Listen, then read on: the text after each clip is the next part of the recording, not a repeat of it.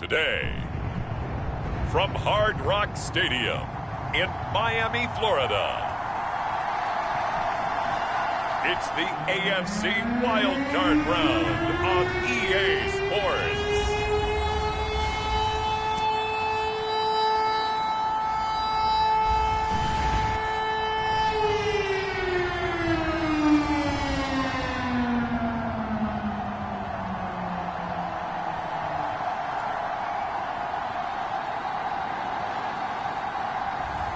It's the Miami Dolphins taking on the Baltimore Ravens. Playoff fever has immersed South Florida as we are at Hard Rock Stadium here in Miami. Coming up, we begin a triple header here on Wild Card Sunday, as it'll be the Baltimore Ravens taking on the Miami Dolphins.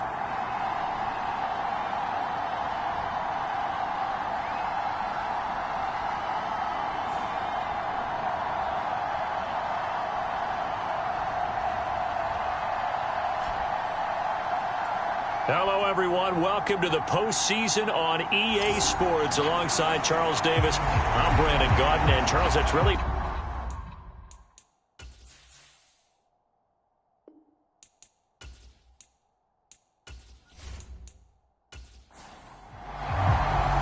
Strap in, the first of three on this Sunday. What a day we have in store. Super Wild Card Weekend on EA Sports. And he'll be stopped up at the 25. So here come the Ravens with their first look on offense. And they will be led out by their rookie quarterback. It's very simple to say. It's a tough spot to go on the road in the playoffs for any quarterback. But when you're a rookie, now you know you've got big-time pressure on you because he's shown that he's beyond his years throughout the season. He's played at a high level, and his team is very confident in him. But to go on the road leading your team in the postseason as a rookie, that's a whole nother level. It'll go as a loss of a yard on the game's first play. Second down. A quick observation, Brandon, because early on in this game, I'm seeing linebackers putting their noses close to the line of scrimmage. And my guess is the wheels are turning on that other sideline. As a play caller, you're filing that away right now, aren't you? Yeah, you're trying to find that opportunity later on when you can play action them or stick something to them between the second and the third level. A loss of a yard there to start out. That leads to a 2nd and 11. Operating from the gun, Strickland. A short throw caught by Andrews. And able to break one tackle, but then quickly brought down. But a nice little gain. Third play of this opening drive as they're looking at a 3rd and 3. They'll try to run for it with Dobbins. And this is not going to be enough. Was in search of 2 yards and only got halfway there. Great first drive defensively. 3rd and short, able to stuff the run. And what it does is it gives not just confidence to your defensive players, it gives an overall feeling of, okay, we've established things here early. We can carry this throughout the game.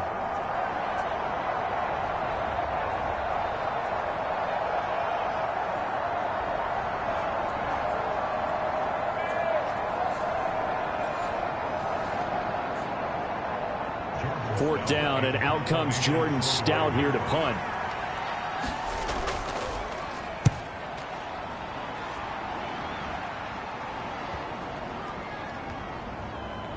Oh, and what a play on special teams here. This is going to be down inside the 5, all the way down at the 2-yard line. And he's got to be fired up about that effort. I don't think he could have walked down and placed it any better than where he ended up putting the football. That was excellent. So here are the Dolphins now as they'll be backed up to start this first drive. And a look here now at their 4th-year quarterback. And he comes off of a really good regular season with over 4,000 yards passing. And now in the playoffs, people always ask the question, do you continue to play the way you played in the regular season? Do you turn it loose? Or do you tone it down a little bit? I think you've got to be smart. But make sure you show the defense something they haven't seen before. Now 2nd and 9. Sticking with Walker on 2nd down. And he's able to get him a small cushion before being taken down at the 5, a gain of 3. Just not a whole lot of room to operate there on that carry. No, not at all. They did a really nice job staying in their proper places and not allowing any lanes to open up.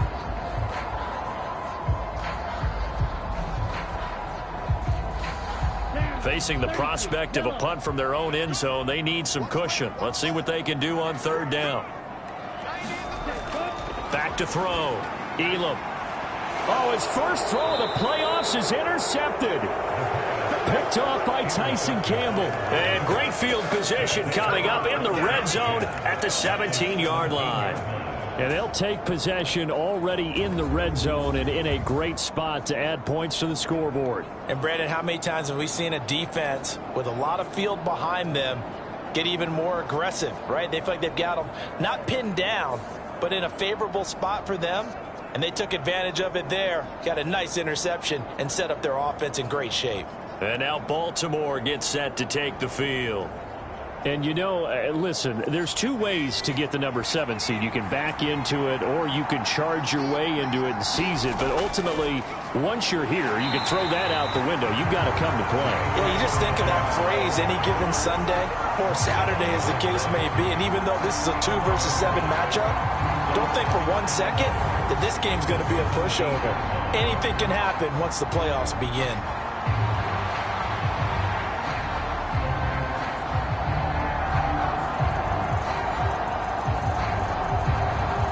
After the loss to start out, here's 2nd and 11.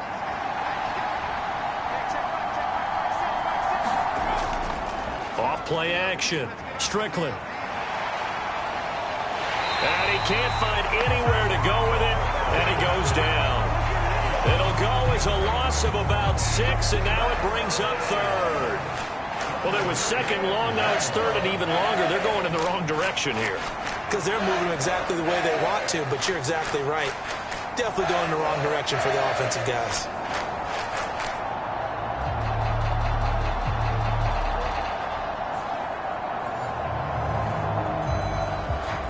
The chance of wasting this great starting field position, a real threat. This is 3rd and long.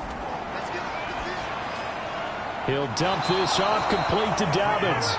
And they'll hustle up to stop him well shy of the 1st, right around the 15. That'll bring up 4th down. They wind up getting 8 yards, but they needed more than that. That's certainly playing down in distance very well by the defense, isn't it? Take whatever you want underneath, by all means.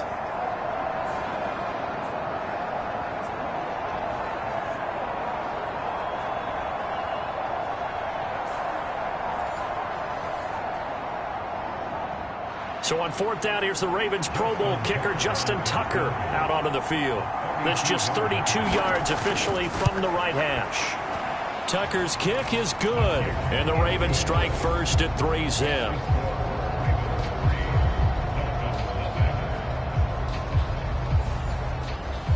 So the interception set him up with terrific field position, but 3 points, the end result. Yeah, we can make this one pretty simple, partner. You always want to end drives with points, but that's one that you're going to look back on and probably say, we should have done better there. So Miami coming out for their 2nd drive. They threw an interception the first time they had the football, only gave up 3 points off of that, so shouldn't be a difficult hole to overcome. It really shouldn't, as long as they're not listening to the chatter coming from the other side, because when you throw a pick, look, I know defensive backs, they have a tendency to be a little bit loud after they take one away, but they also have a tendency to gamble a little bit more, thinking they'll get a 2nd one. Maybe they can take advantage of that with some double moves. They'll come up now 2nd and 4 from the 31. Looking to throw. Elam. And this one's incomplete. Now they face a 3rd down and 4 after that incompletion on 2nd down. Back to throw. Elam.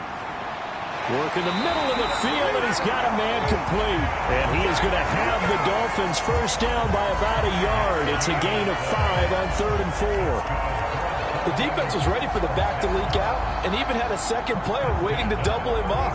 If you're going to commit to doubling a back, you better prevent a completion, but give him credit. Extra determination, extra effort turned it into a successful play. So from the 36 now, 1st and 10.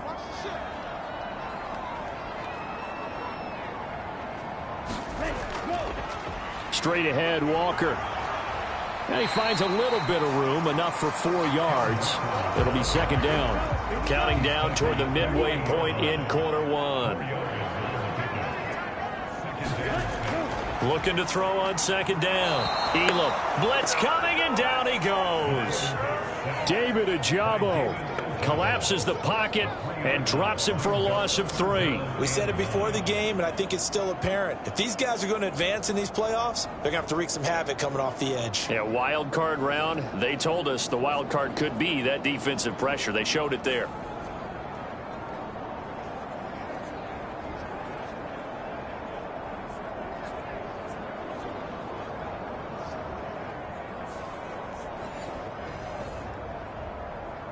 Third and 9 here.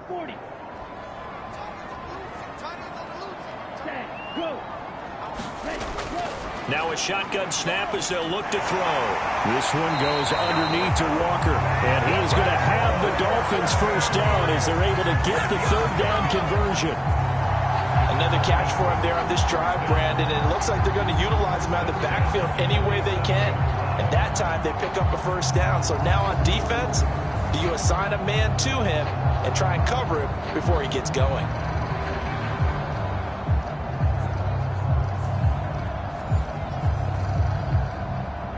A couple of first downs on the drive already as they'll go from the 47 now on first down. Operating from the gun, Elam. A short one there to Freiermuth. And he'll work 3 from 1 tackle, but that's about all as he's taken down. They work now on second and 9.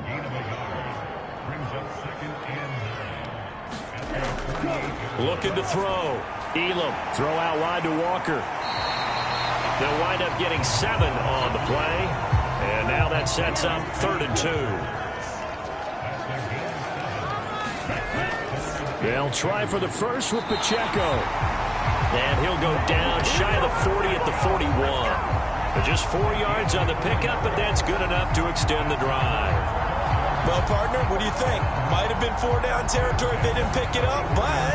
Yeah, it's a moot point now. I was curious, so if they didn't get it there, would they have gone for it? I guess we'll never know. Yeah, we didn't have to make that call, but I have a feeling both of us would have said, go for it.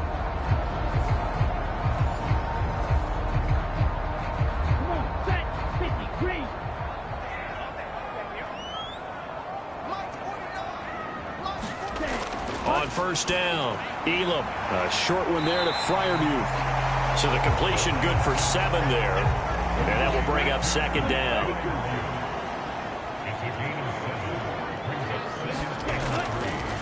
Off the play fake. Elam, he's going to let this go. Back of the end zone. Now a battle for the football. It's caught. It's a touchdown.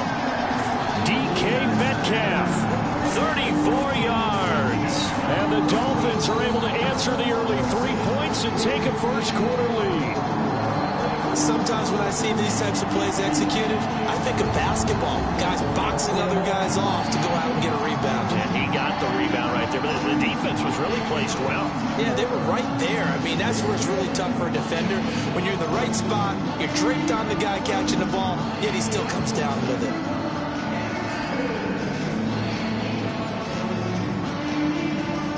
Now for the extra point, Daniel Carlson.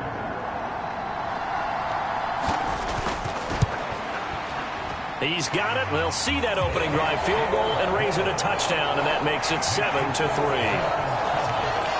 So that one a long 11-play drive. And it's DK Metcalf who finishes things off with a touchdown reception.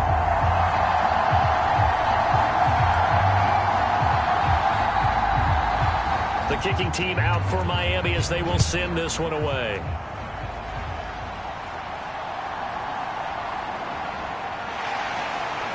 And he'll be tackled just shy of the 25.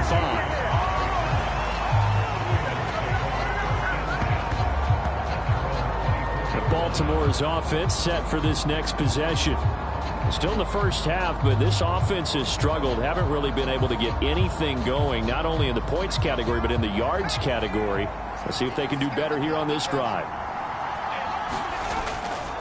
Now a play fake here on first down. And he can't find a receiver, and he's brought down. Now a pause, and there's an injured Raven in need of some assistance. We'll get an update when we come back to Hard Rock Stadium.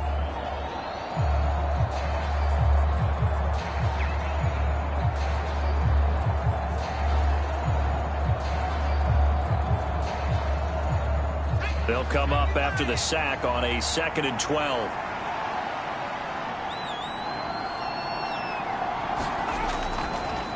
And they'll try to run the option here. And this will go as a gain of 7 as he gets it to the 30-yard line. Here is 3rd down and 4.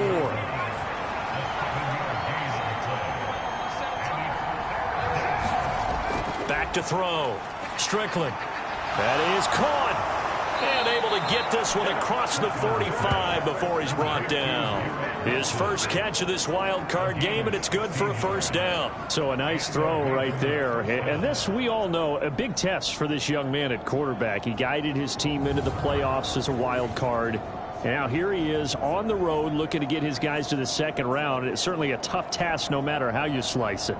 Oh, I absolutely agree 100%. And while no one around the franchise is going to, co-sign on what I'm about to say, because all they're focused on is winning this game.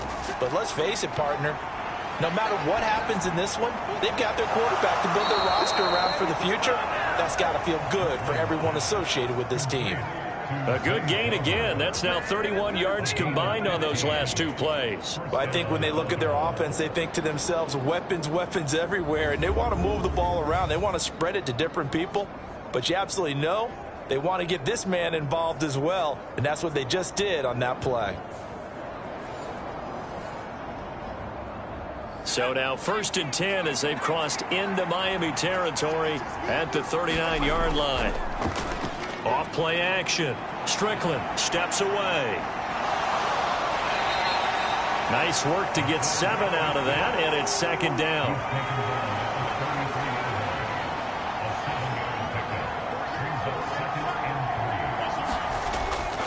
Looking to throw. Strickland looking left side, and he's got a man. That's Andrews. And he's got another 1st down as he's brought down at the Dolphins 16. The Ravens get a new set of downs, give them 17 on that pickup. And that was good protection there. No, that was great protection there because it allowed him to lock in on his receiver, although I think he was looking for his tight end on the corner route all the way. Nice connection there for a really nice gain.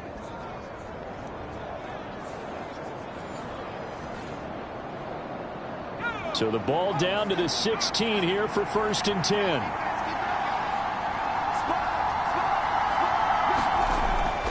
A shotgun snap and a give to Dobbins. And he'll get it here to the 10-yard line. 6 yards on the pickup, and that'll bring us to the end of the 1st quarter. After one, 7-3 the score on EA Sports. Raven football here as we begin quarter number 2. 4 yards remain on 2nd down. Ball on the 10. As they've got it as we resume action. Now Dobbins again on 2nd down. And he'll get about 4 there as he takes it from the 10 down to the 6. The Ravens on 3rd down. Just 1 for 3 thus far. They're looking at 3rd and a few inches. Call that a loss of 7 to bring up 4th.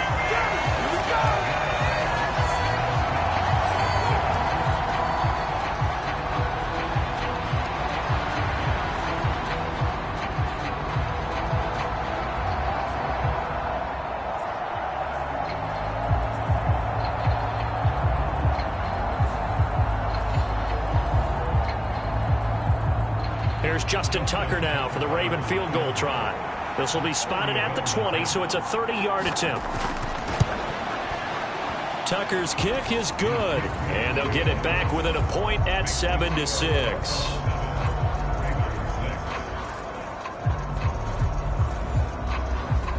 So the margin shrinks there as they get the field goal to draw them a bit closer here in this 2nd quarter. Yeah, nice snap, nice hole. They just want to keep this game close, so give them credit for finishing that one off with 3. And the tackle going to be made right there at the 25-yard line. The Dolphins offense now working their way back onto the field. A long drive last time out for this offense, Charles. If you remember, they started basically in the shadows of their own end zone, marched it down the field, and a lot of that was through the passing game. And, partner, as a former defensive back, I'm having almost a physical reaction watching what's happening right now. But let's give credit where it's due, because they've done an excellent job moving the ball through the air. Secondary getting picked apart pass by pass. Obviously, they need to make some adjustments there on the back end. Yeah, because offensively, we know that they're not going to be shy about throwing that football. To throw on second down. Elam targeting the out route, and he completes this to Metcalf. And he gets this one just shy of the 40, down at the 39. So from the 39 now, they'll come up on a 1st and 10. Back to throw. Elam. A short one there to Fryermuth. And he'll be taken down, but not before he works it past the 50. So in Raven territory now. Here's a 1st and 10 at the 49-yard line. Up the middle, here's Walker. 5 yards is the tally on 1st down. That brings up 2nd and 5. Good running right there. And this is a man who was a 1,000-yard rusher in the regular season, so you know he's going to get his chances. And he picks up nice yardage on that one. Looking to throw on 2nd down. Elam to the right side and complete to Metcalf. 3rd catch of this 1st half for him, and this one is a 1st down. Looking to throw. Elam over the middle and complete to Waddle. And they'll get him down after a pickup of 8. 2nd and 2.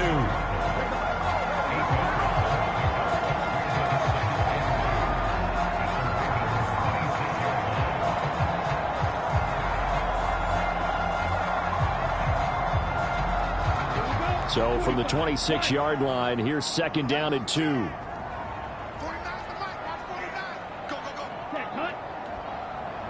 They'll bring a tight end in motion left. On 2nd down, it's Walker. And he's stopped after a gain of 1. Not enough. Still a yard to go on 3rd down. And this is why aggressive defense coordinators love to blitz. It wreaks havoc because they end up taking their attention to the blitzers, freed up the D lineman to make the play.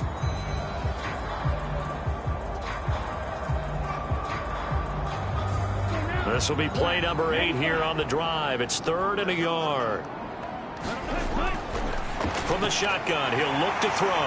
And they've got it inside the 10 at the 8. Defense was expecting run, and they're dealt a pass of over 15 yards. That's the 3rd time on this drive that these two have connected with each other. They've got a real rapport going. And right now, it's paying off with big chunks of yardage, as shown by that last play.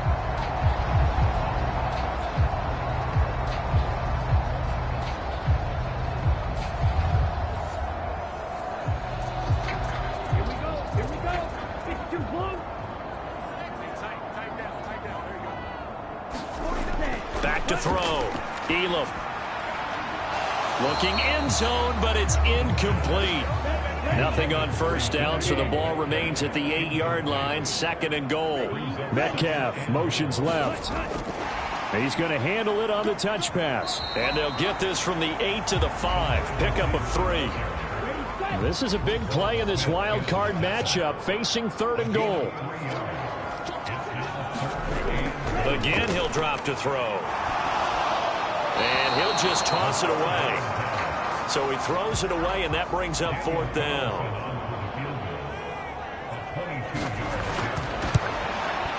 Carlson able to put this one through. And they bump the lead up to 4 now at 10-6.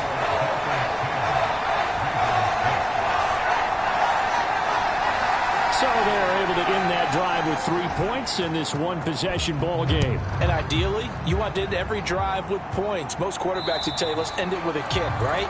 A PAT, that's number 1. Field goal you'll take. Punts, you really don't want to do that. In this case, they'll take the field goal and get prepared for the rest of the game. Now the Baltimore offense heading back out onto the field. Now they're about to come up on drive number 4, but so far just 2 field goals on drives 1 through 3. Wondering if the head coach has talked with his offense coordinator and said, look, let's go ahead and press this a little bit. I'm giving you 4 downs on just about every occasion. to try and get this offense kick-started and have it culminate in touchdowns. You know, maybe someday to press it a little bit. This might be the case. They're backed up here with a 1st and 20 now after the holding penalty. Dobbins running out of the gun.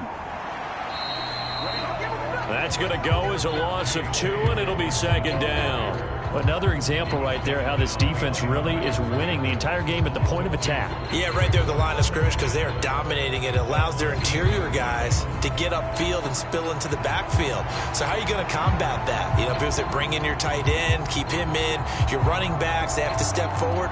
Bottom line, your offensive line has to block them first to give yourself a chance.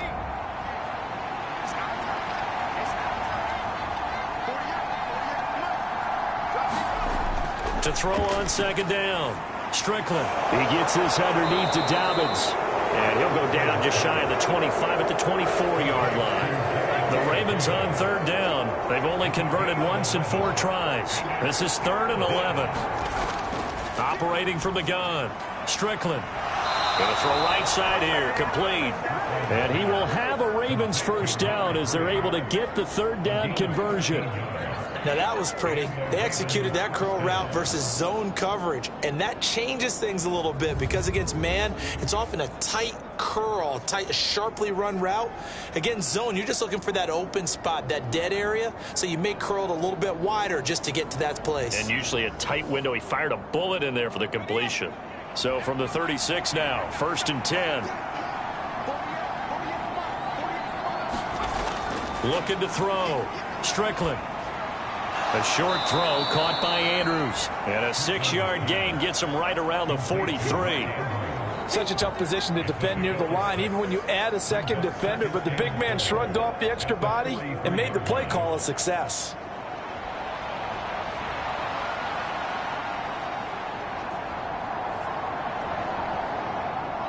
Line of scrimmage, the 43 on 2nd and 4. They'll look to throw again. And he'll go right back to Andrews. And Andrews going to have a Ravens 1st down as he's up to the 47.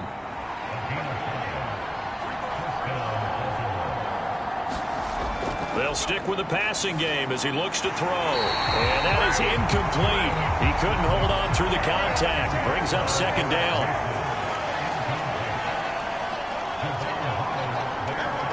They'll send a receiver here in motion right.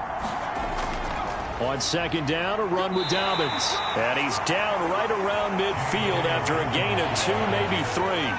This will be the 8th play of the drive. It's 3rd and 7. From the midfield stripe, they'll look to throw. And this pass broken up. And the contact well timed there. And now 4th down. When you run in the slant, timing is everything, and against that man coverage, there was no space available, and incompletion as a result.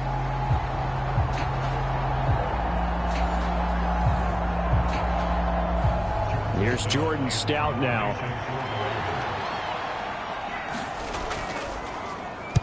And the kick's away as he angles this one for the sideline. And this will be out of bounds, and they spot it at the 15-yard line. Not too bad. Miami's offense set and ready to go. Their drive last time, it stalled out. They were forced to take the short field goal. And the key phrase, you nailed it, forced to, because you know coaches look at these short field goals as a last resort, right? To them, that's not how drives are supposed to end. You're supposed to put 6 on the board. That's a consolation prize. Like going to the county fair, you don't get the big stuffed animal on that one, do you? No, you don't go top shelf. That's bottom shelf material. Solid running there. And, CD, we hear so much about what it takes to win in the playoffs. Most people like to include having a strong running game in their assessment. And with this man in the backfield, this group has a strong running game without a doubt. Oh, I absolutely agree with you there, because in terms of yardage, he's a top 5 running back in the league. And in terms of impact on a game, not many better than him. And when they're flowing and he's carrying the ball consistently, they're tough to beat. 3rd and 5.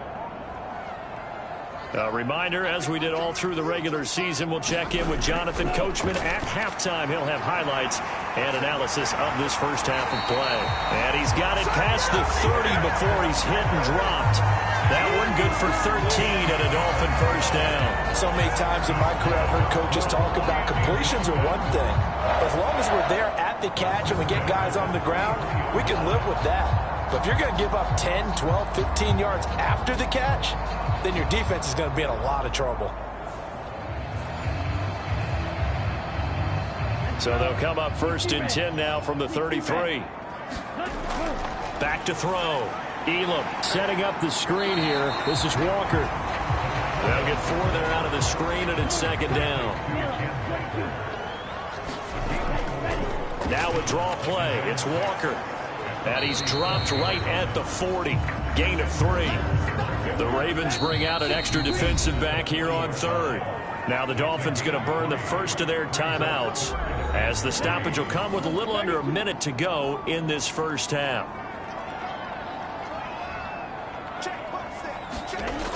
From the gun on third down. Elam got a man. It's Waddle complete. The Dolphins going to take their second timeout as they get the stoppage with a little over 50 seconds to go in the first half. A couple of first downs on the drive already as they'll go from the 47 now on first down. A short one there to Freiermuth. And he'll be brought down right on the 50. A gain of 3. And they'll come up second and 7. Looking to throw. Elam. And Walker has it. And he'll be brought down at the 45-yard line. A final shot before break. Elam throwing over the middle, and it's incomplete.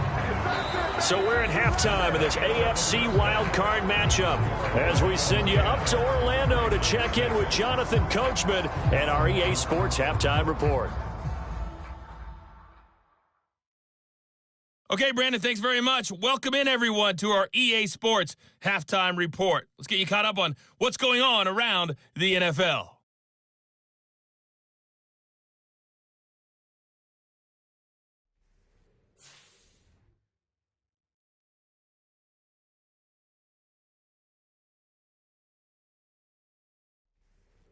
Okay, Coach, thanks as always. This one's still anyone's game as we welcome you back for quarter number 3. Both teams try to avoid being one and done in these playoffs as we start the second half of this AFC wildcard game. And he takes this near the 25. Just a little pass there. Call it the 26. Out comes the Dolphins now. They'll go on offense first here in this third quarter. And they're in the position they expected to be in. They've got the lead, home crowd behind them, and they're looking toward making that next step in these playoffs. And I think a key for them is to put together some good, long, extended drives. Work the run in a little more with that big offensive line. I'm not saying get away from throwing the football. That's still working. But they run it more effectively, it may get even bigger plays in the passing game. And second and 10, he'll look to throw again. He finds his man, complete. That's Walker. They get 6. That'll leave them with third and 4.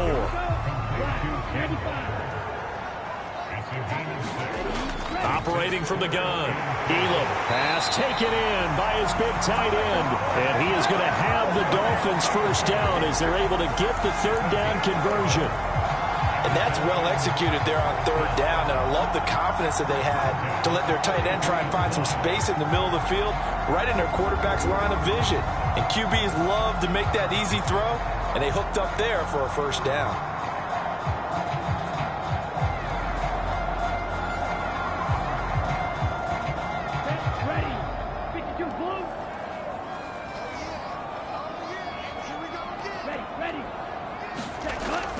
Walker now on first and 10. On a determined run there as he's going to take this all the way down near the 40. 45 yards rushing for him now as he's run it 11 times. And in a situation like this, you're in the second half with the lead, trying to get to the division round. They're going to let him do his thing on the ground, and that's a great run there to pick up a first down.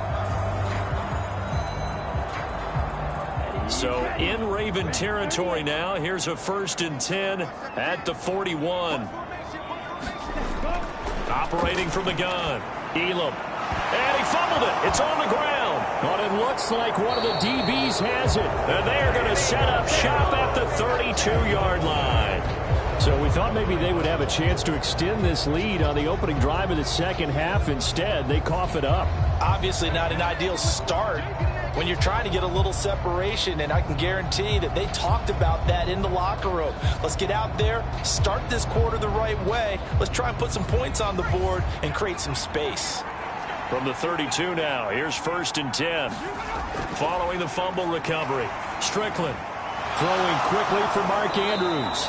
And able to get this one across the 45 before he's brought down. 15 yards is the pickup there, and the drive starting very nicely. 1st down. Right after the turnover, they come out throwing. And that means it's a sudden change situation. We used to practice it on defense. Sudden change, get out there, stop the offense. But you typically run out there a little bit unsettled. I think that's why he came right out throwing the football, hoping to catch him off balance. And he did. A big hitter to start the drive has him up near midfield here for 1st and 10. They'll run up the gut with Dobbins. And he'll take this ahead for about 4. 2nd down coming up. I'd say they've got to find a way to get him going. He's such a big part of their offense. I wonder if they might throw it a little and come back to the run. Anything, because you're right. He's pretty much been completely neutralized.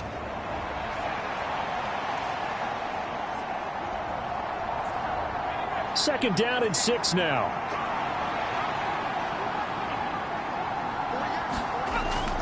They'll go again with Dobbins.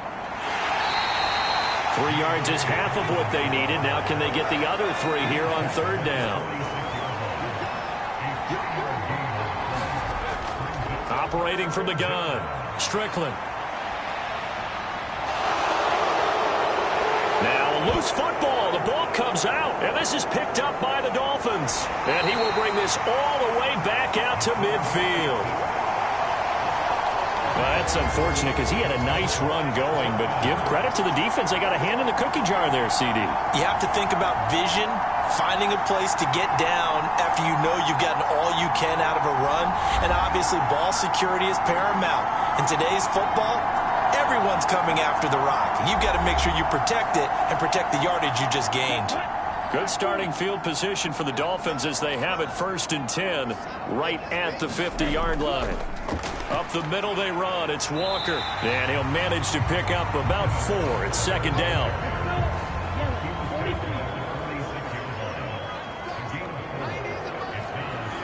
Waddle, the motion man, right. Well, they'll run it here on the jet sweep. Oh, and this one may need to go back to the drawing board. He's going to be swallowed up right away. Chalk that up as a 4-yard loss, and now it's 3rd down. Well, we saw a lot of negative plays that resulted in plenty of lost yardage in the first half, and that trend is continuing here.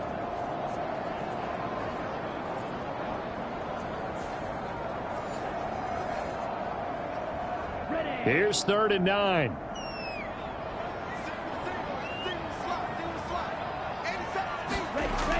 Operating from the gun. Elam. He'll let this go deep for Robert. Zone coverage there, and they were playing deep.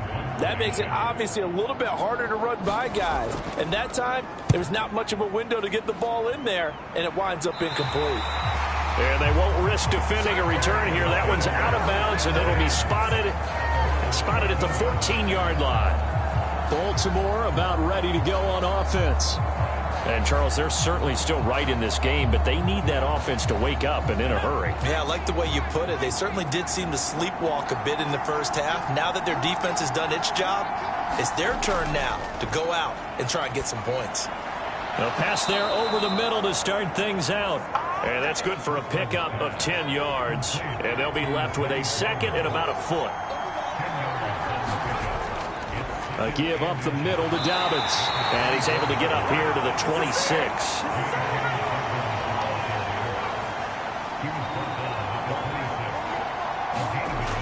On 1st and 10, Strickland. That's complete. It's Rashad Bateman. And he takes us beyond the 35 before going out of bounds.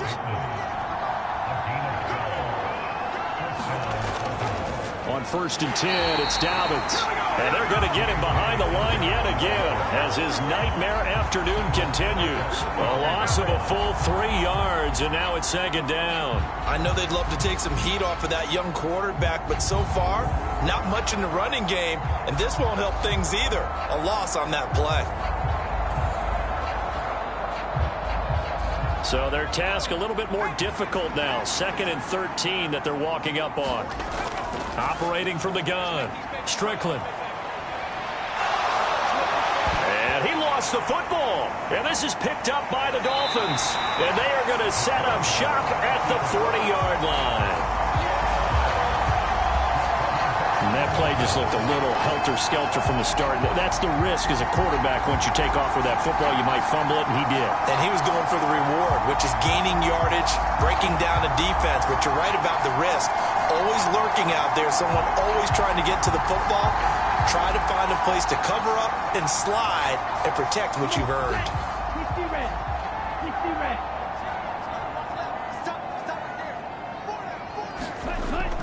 From the gun, it's Walker. He'll lose a yard there, and it's 2nd and 11.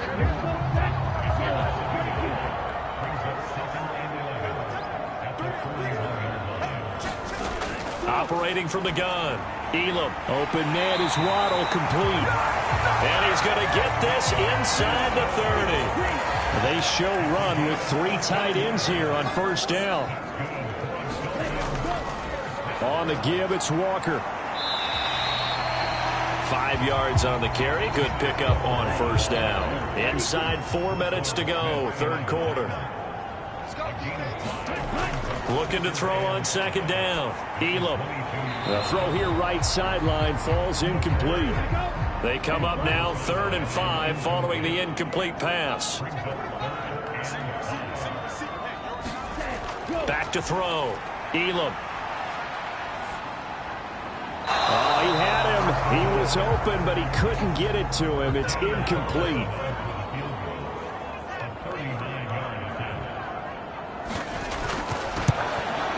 The kick by Carlson is good.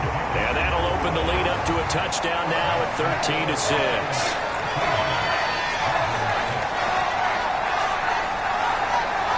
So able to force the fumble, but then they really couldn't move the football, Charles, and they get 3 points out of it. And they made sure they got something out of that takeaway, didn't they? Because even if they couldn't put it in the end zone, they were not going to turn the ball back to them without putting something on the scoreboard. And now Baltimore gets set to take the field. They're sort of seeing themselves spiral out of control. Let's see if they can get things back on track. And this is where the coach is walking that line of being calm and really being firm with his team. I had one tell me once, when we were having a tough patch, this too shall pass, this too shall pass. And finally we kept having a rough patch. He said, but you got to do something to make it pass. And that's what they have to do. They've got to get some control back, get themselves reasserted, and calm things down. And the ball is knocked out.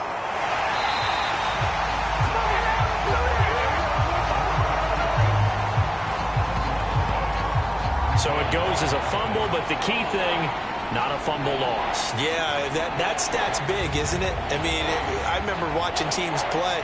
The ball might be on the ground a number of times during the game, but if the other team doesn't get it, that's a huge difference in the ball game. And in this case, they were able to retain possession.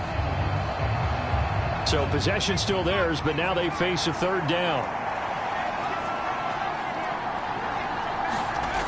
Operating from the gun, Strickland. He's got his target. That's complete. And he will have a Ravens 1st down as they're able to get the 3rd down conversion. And as a quarterback, you always want to exploit gaps in a defense, and he finds one here. Crossing route, working from right to left across the field. And once you get defenders going in the wrong direction, it is awfully hard for them to pivot back, and you end up getting the 1st down.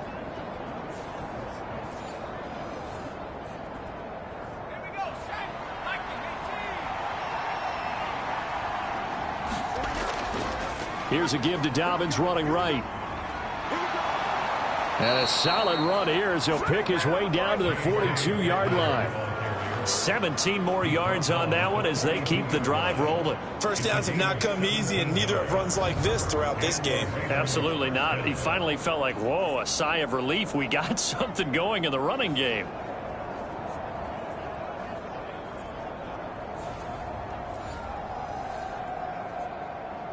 So now 1st and 10 as they've crossed into Miami territory at the 42-yard line. Operating from the gun, Strickland. He'll check this down to Dobbins out of the backfield.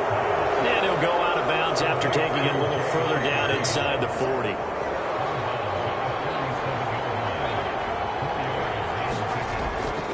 Here's a give to Dobbins. Fighting his way down to about the 35-yard line.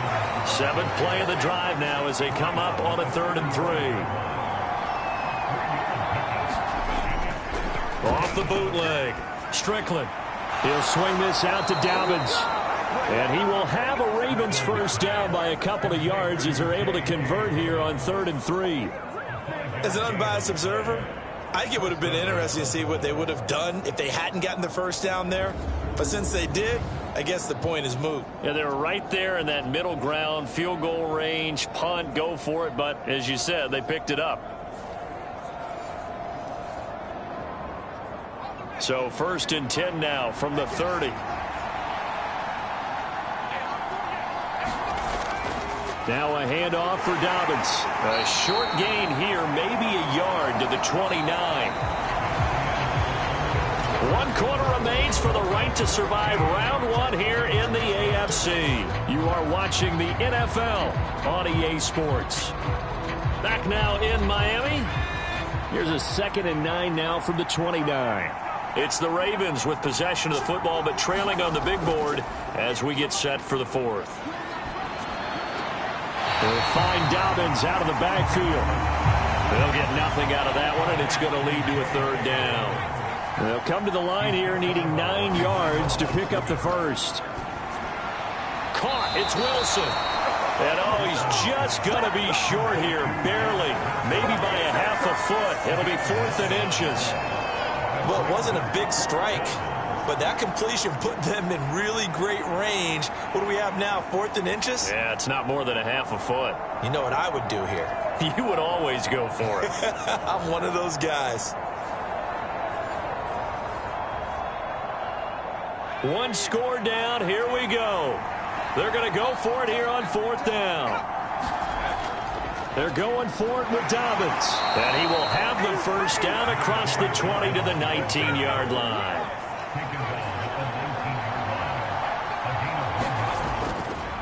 Another run here with Dobbins. And they go the wrong way here. Knocked back to the 20.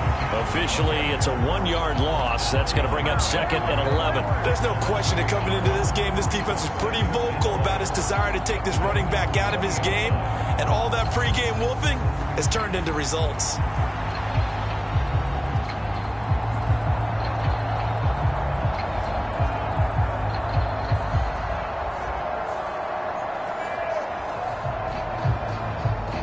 Maybe just a slight detour on what's been a strong drive. Here's 2nd and 11. Looking to throw. Strickland. Throw caught by Flowers. And the Ravens are going to be set up with a 1st and goal here as the tackle made at the 9.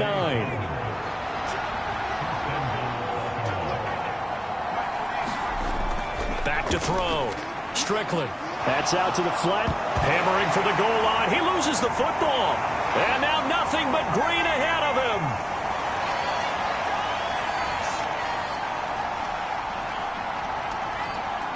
And this is brought all the way back. A fumble recovery and taken to the house for a Miami touchdown. We know this defense has some playmakers. We saw it right there. Well, really, we've seen it the whole game. Isn't it nice to see that on the opposite side of the ball? Respect, my man, respect. The defensive guys are outscoring their opposing offense. Yeah, they're outscoring him indeed with that score alone.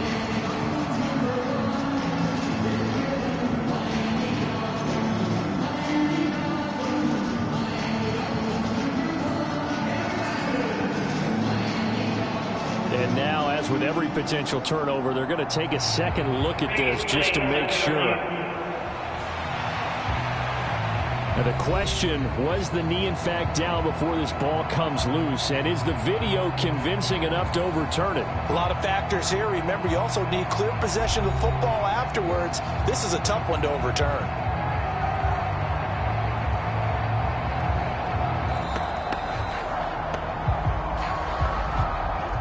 So that one overturned. They say the knee was down, and that will not be ruled a fumble. Dobbins will score. Touchdown, Baltimore.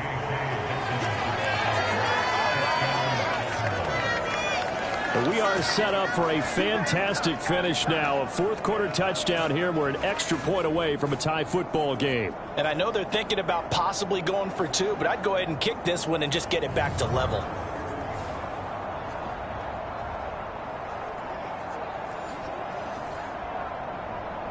Justin Tucker for the extra point.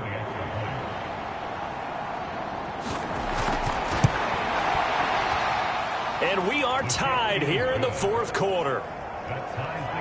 That drive, a long one, spanning 15 plays. And it's finished off by a touchdown run from J.K. Dobbins.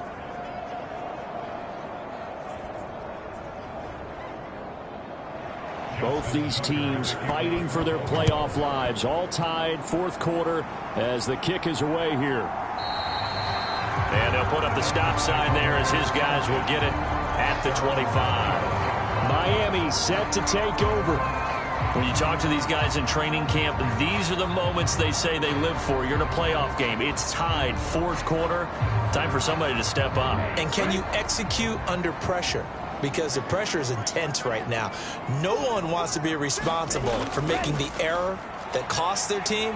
But at the same time, who's going to be responsible for making the play that gives the advantage to your team? Who's going to break out? Just what you said. Give him 5 on the carry there, and it'll be second down.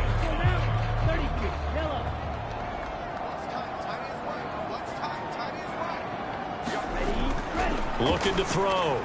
Elam.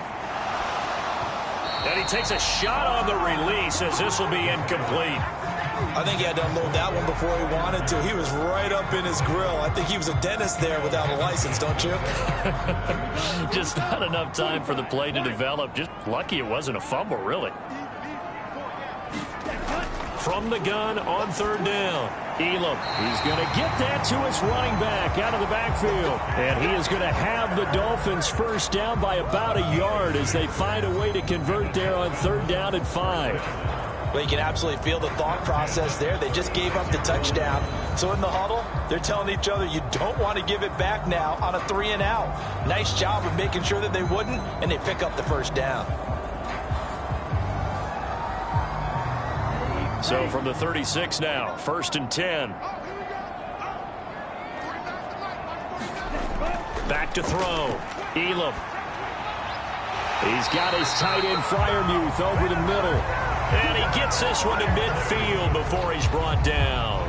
Give him 15 yards on that one, and the Dolphins have a first down. Tell you what, he's been able to put the ball in some tight spots all game long. That throw, no different. Yeah, a lot of people would call it a gutsy type of a throw.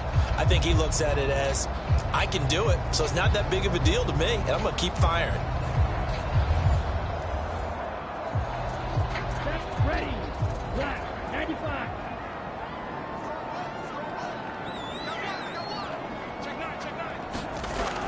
Throwing on first down. Elam. And Walker with it over the middle. And they'll get him down as he's inside the 40. 10 more there and another first down. And partner, in a tie game in the fourth quarter, you and I both know in the NFL, that's when you lean on your stars. And he came through with a nice catch right there. Ready. 52 points. Out of the gun, Walker with it.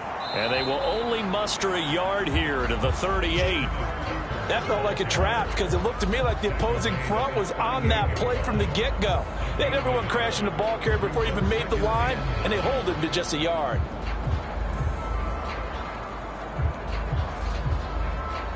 What? 38-yard line, second and 9. Ready. Operating from the gun. Elam. Throwing middle, and it's complete. That will go as a pickup of 7 on the 7th play of the drive. On 3rd and 2, Elam. Open man is Metcalf. He's got it. And he's going to be taken down with the first down at the Ravens 18. 14 yards that time for number 14. And this has been a nice answer to the touchdown drive against them a few minutes ago because they've come out and reestablished the tempo. A nice throw there, and they're putting together a very strong drive as a response. So from inside the 20, here's 1st and 10 at the 18. Go.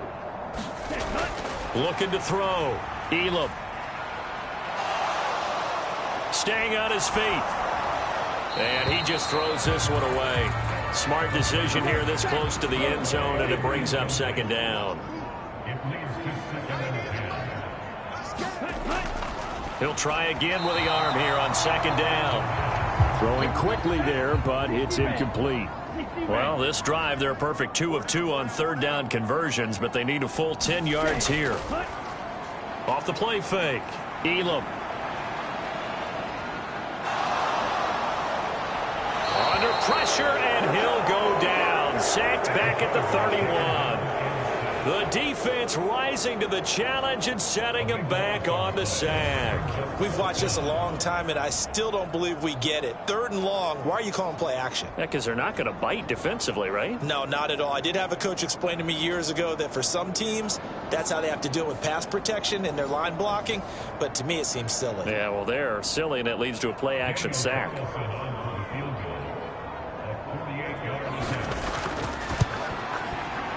The kick by Carlson is good, and the Dolphins have taken the lead here in the 4th.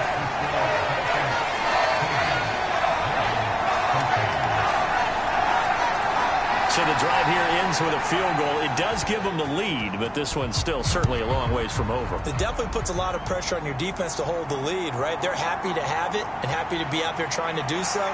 But I know as a former player, in the back of their mind, they're thinking, why don't you score the touchdown and seal this thing? The Ravens ready to take over. And this wild card game, folks, it has been as good as advertised. They trail by a field goal here in the 4th, so they know they need at least 3 on this incredibly critical drive as they start out 1st and 10. Throwing to start the drive. Strickland. And that one drops down, incomplete.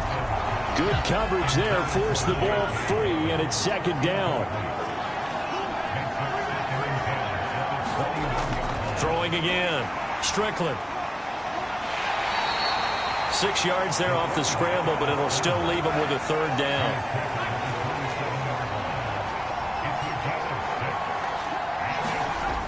Operating from the gun. Strickland. And they get him down, but not before he takes it across the 40-yard line. The result, a 1st down as the quick slant gets him 14. Well, this offense hasn't been at their best here. They've made some mistakes. They've been frustrated. They've been largely shut down. But then you look up and say, wait a second, this is a 1-score game. So they're still very much in this, and they're on the move here with a 1st down. Clock running, under 4 to play now as they come up on 1st and 10. Back to throw. Strickland. And this will be incomplete. Here's 2nd and 10.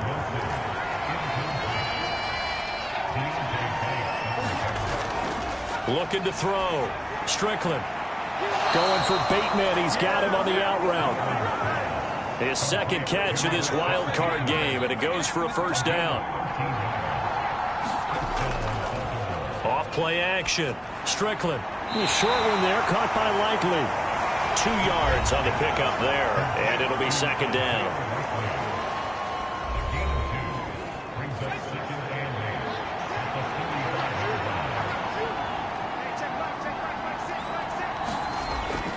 Out of the gun, they'll look to throw. Over the middle and complete to Wilson. And he's got another 1st down as he's brought down at the Dolphins' 34-yard line. Give him 10 yards there as this offense is on a roll. This drive continues to plunge forward. On 1st down, Strickland. He's got his man. It's Andrews.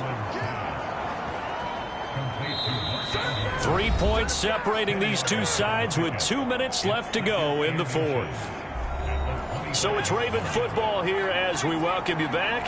Now second down and a few inches. They'll look to throw, and they will not get the connection there. It's incomplete. Well, this crowd trying to force a false start here. 3rd and inches. He's back to throw. Able to find the open man. That's complete. And he will have a Ravens first down as they're able to convert by plenty there on 3rd and 1.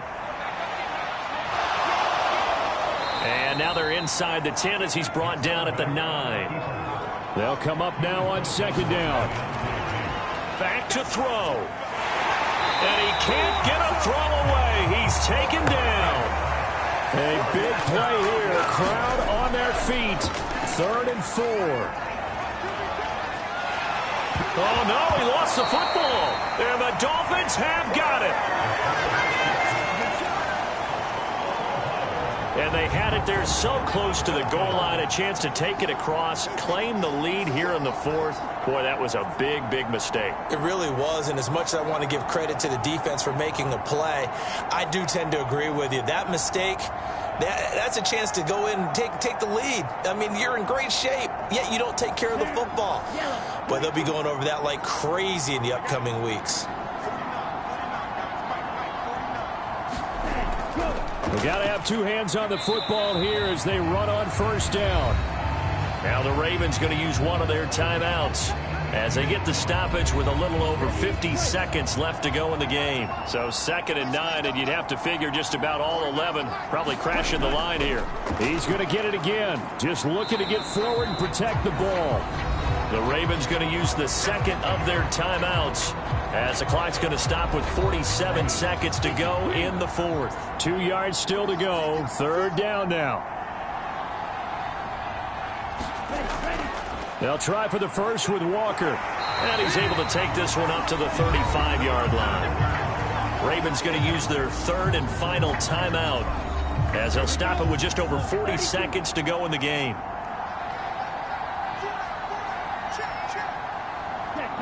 And they will take a knee here. Listen, anytime you take a knee to end a game, that means you've won it. So it doesn't matter whether it's home or on the road, but there's something a little extra special about doing it in front of your home crowd, isn't there? And the home crowd applauding. They're happy with what they've seen. Chalk this one up in the left-hand column for a win. Yeah, that's right. Head to the locker room, throw the wristbands in the crowd for the kids, your gloves, your towels. Get to share it with the home team. The Dolphins advancing in these playoffs as we say so long, everybody. So that'll do it for my partner, Charles Davis, and the best darn crew in the industry. I'm Brandon Gaudin. This has been a presentation of the NFL on EA Sports. The Dolphins are winners here as we say so long from South Florida.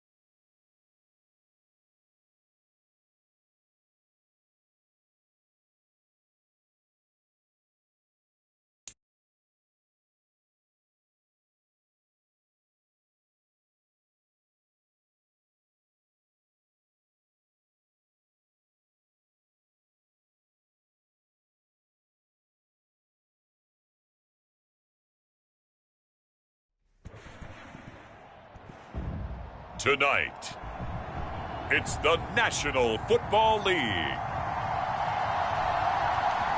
It's the AFC Wildcard Round on EA Sports.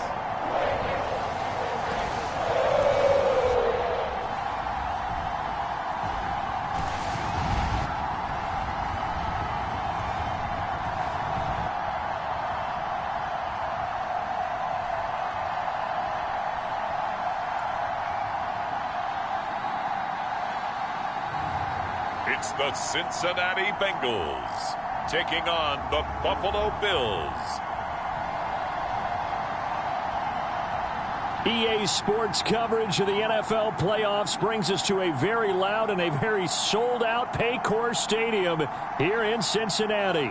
Coming up, it's the final game of Wild Card Weekend, and we've got a good AFC matchup in store, as it'll be the Buffalo Bills taking on the Cincinnati Bengals.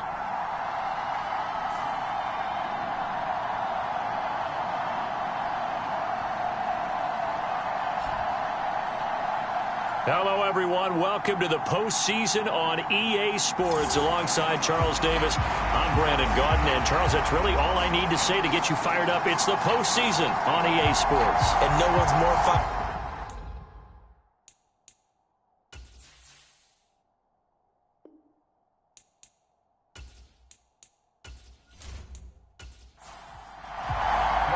The third of 3 games to finish up this Sunday. We might save the best for last. And off we go here in the wild card round. And it's a pretty good return here as he'll get this up to the 29.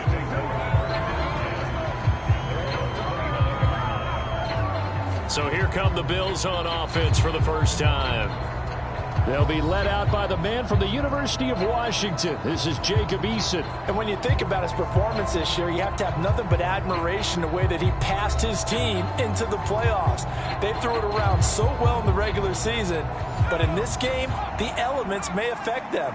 I think they'll continue to fling it around until the weather slows them down, and if it doesn't, they'll continue to show the style that they've shown throughout the season. A short gain here, maybe a yard to the 29. Eason on second down. And this throw incomplete. Well, the defender all over him that time, and it's going to lead to third down. Now Eason. Swinging this out wide here for Cook. And he gets this up across the 35 before he's out of bounds. Their opening drive here is going to result in a punt. They got 7 yards there, but not enough.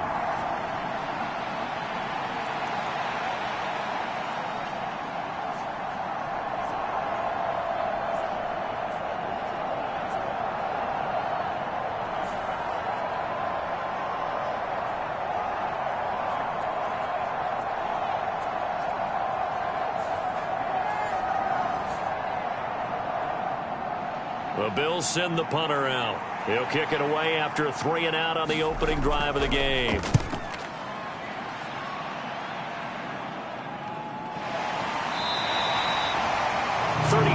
Yards that time on the punt. And the Bengals take over 1st and 10. So out comes this offense to take over for the first time. And leading the charge, we get a look at their 6-year quarterback. And he comes into these playoffs bringing a team that's been battle-tested, won the division, and earned the home playoff game here in round 1. But every year they know that a division champ, it feels like, gets beat. They don't want to be that team. They have to avoid the overconfidence and make sure they play the same way they played during the regular season, mistake-free and with passion. 8 yards on the pickup, and now they'll have some options on second and short. Now, you often say that sort of opens the playbook now, second and short. What do you think, early shot here? I like where you're going. Obviously, we've been together for a while because you know me. I want to take that shot early and loosen things up. And he'll be brought down shy of the 40 at the 38-yard line.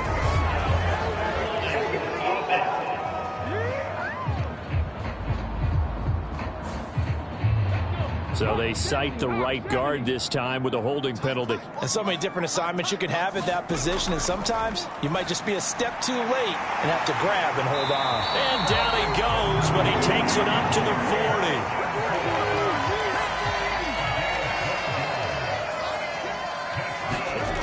40. Back to throw now on first down. That's taken in by Watson. It's a nice completion, a little bit of run after catch as well to create the yardage that they got. But it is so tough to cover that route, the drag route, because they run it at varying speeds. Because the key is to create hesitancy on the defender's part. Always so empathetic for those DBs, aren't you? On play action, they'll throw. Looking deep here for Chase. And he bats it away, and it falls down incomplete. An incomplete pass on second down leads us to 3rd and inches. Back to throw again.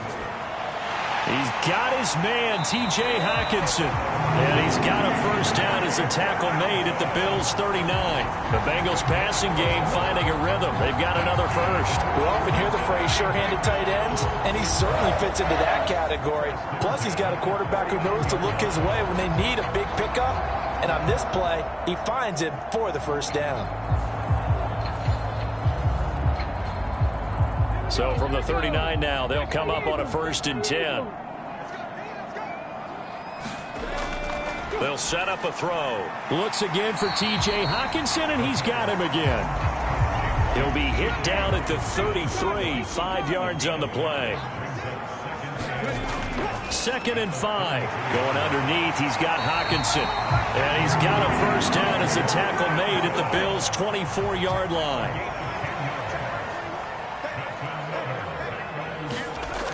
Back to throw here. It connects quickly to Jamar Chase.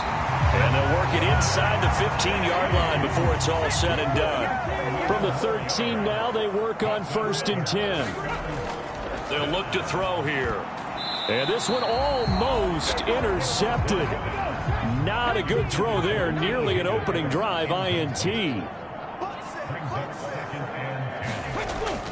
Now he'll look to throw here on 2nd and 10. Looking for Chase on the out route. He's got him. And he's got this inside the 10 to the 9 before he's out of bounds. Again, he'll drop to throw. A bullet throw, but incomplete. So on 4th down, on is Evan McPherson and the Bengal field goal unit. From the left hash, a chip shot here. McPherson's kick is good. And the Bengals are on the board first here. It's 3-0.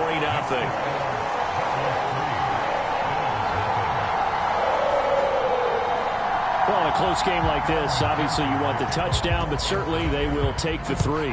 And they'll be okay with that, but let's throw a little credit to the defense as well. And I'm just glad this doesn't come down to a debate, right? Which side won, partner? Because the defense, hey, we didn't give up a touchdown. The offense, hey, we put 3 on the board.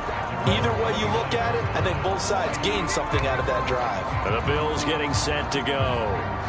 They just did manage to sneak into the playoffs as a 6th seed, so it's a tough road ahead. They know that. They would need to win 3 games on the road in January. But, hey, here's the bottom line. There's 18 other teams that wouldn't mind being in this spot right about now. Yeah, and you had to stick it to them, didn't you? Those 18 who are sitting at home right now. But you're exactly right about that. Your point about how daunting this is well taken, because it all depends on their mindset at this point.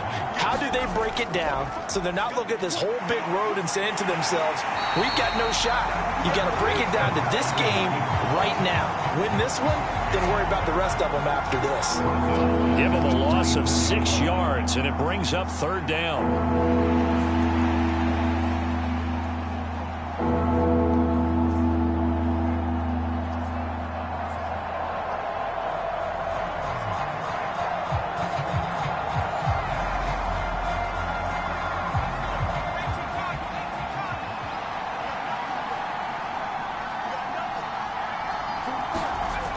Eason going to throw it out of the shotgun. And that's going to be incomplete.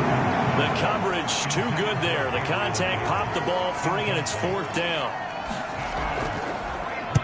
And on 4th down, on is the punt team sending this one away. That's taking it around the 40.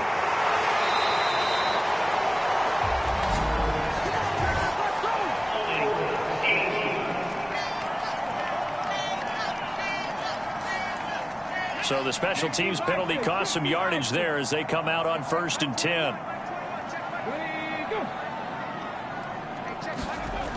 He'll look to throw.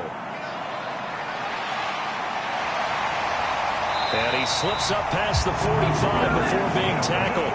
Opted to run for it. The decision a good one. Picking up the first, getting 14 yards on the scramble. That's the first time he's called his own number, but he's got to be overjoyed with the results. He wasn't just going to settle for a modest gain. To me, he was determined to come through with a big message to a defense that slept on him in the pocket.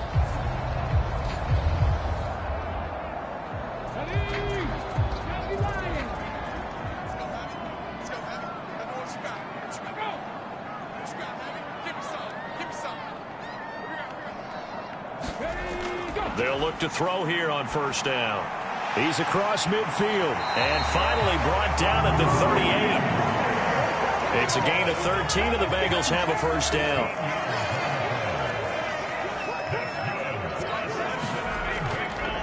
Here's a play fake as they set up to throw. He lets this one fly toward the back of the end zone.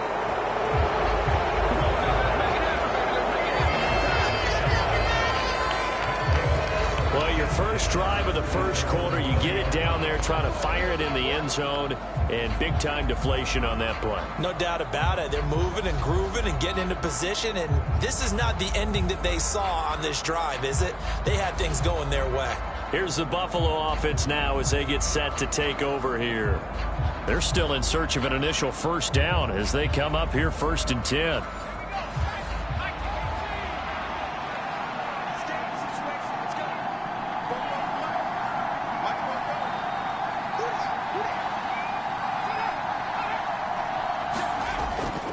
They start the drive with Cook. And he's going to be met at the line of scrimmage and taken down. The stop for no gain brings up 2nd and 10 from the 20. Here's Eason to throw. He's got it complete to Stephon Diggs. A good gain of 9 before he's brought down at the 28. The goal for any offense versus his own defense, find the holes where guys are available and put the ball on the receiver before any defender can step up and fill it. They did it well there. Perfectly executed crossing route. And he gets it to the 34. Good enough for the first. Able to get what they need to keep the drive going with a 6-yard pickup on 3rd down. Well, after an interception, last thing you want to do is go 3 and out, give the ball right back. They avoided that. Yeah, you definitely do not want to do that. I remember in college I played with a really big-time player on defense. We ended up getting an interception as we passed the offense coming out. He told him, if you don't take care of this football, you'll have to answer to me later. You definitely want to take care of it, pick up 1st downs.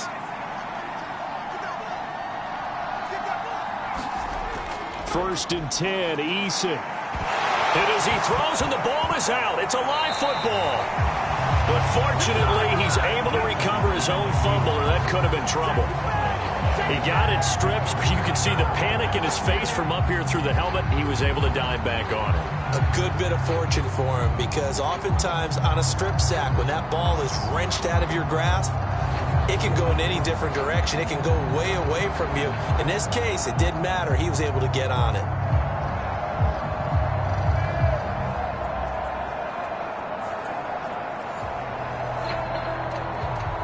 So they keep the football, but now face 2nd and long. Eason sets to throw it. He'll dump this off to Cook. And he's able to break out of 1 tackle, but then quickly brought down. So here's a 3rd and 14. Eason. Right back to Cook for another completion. And he'll be brought down at the 34, well short of the 1st down marker. 5 yards, not enough, and it'll be 4th down. And we see another pitch and catch there to the running back. This position just continues to evolve. They become just as critical to the passing attack as a lot of receivers, tight ends, because their ability to make people miss in the open field can really generate big plays for an offense. The Bills send the punter out as he'll punt it away for the 2nd time.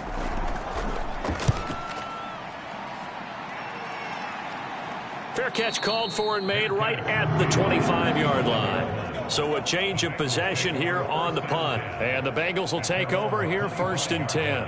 Cincinnati's offense coming back here onto the field. They've got a 3-0 lead and the football as they start 1st and 10.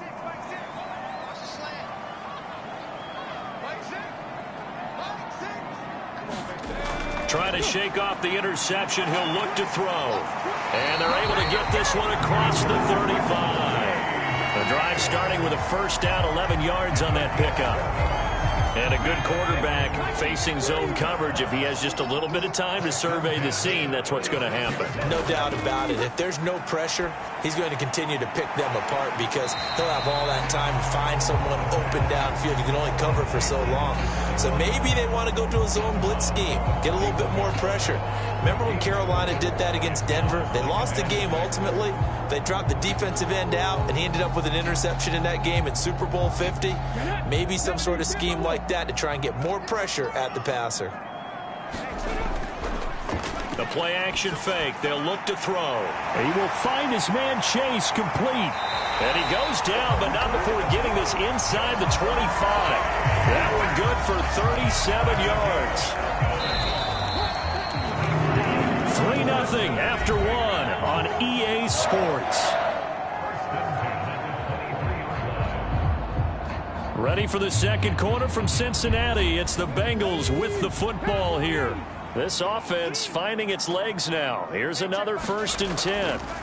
They'll stick with the passing game as he looks to throw. Shifts free at the 15. And he's tackled a yard short of the marker. Good gain of 9 on 1st down. I do think it's fair to say that they were caught off guard a little bit when we decided not to throw it on 1st down. But give them credit. They recovered in time to deny him the 1st down yardage. But it's only 2nd and short. So that run is still likely to lead to a new set of downs. And he'll go down here at the 12-yard line. From down at the 12, it's 1st and 10. They'll set up to throw. Being chased out left. And they corral him just a couple yards shy of the end zone.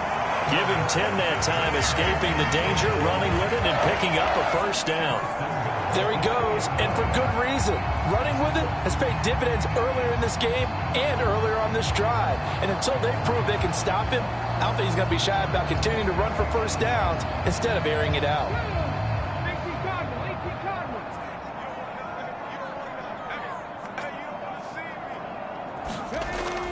Williams is into the end zone for a Bengal touchdown. Just power football there down near the goal line. Give it to him. He's able to push his way across. Yeah, they went heavy there. Sometimes you have those big offensive linemen come in, have to report like they're eligible. But all they're doing is getting a good stance, blocking, and getting their runner across the goal line.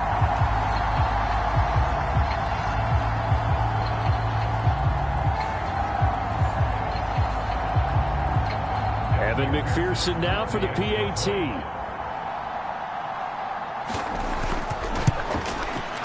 It's up and good, and that'll increase their lead to 10-zip. So the drive winds up going 75 yards in 7 plays. And it's culminated by a 2-yard touchdown run.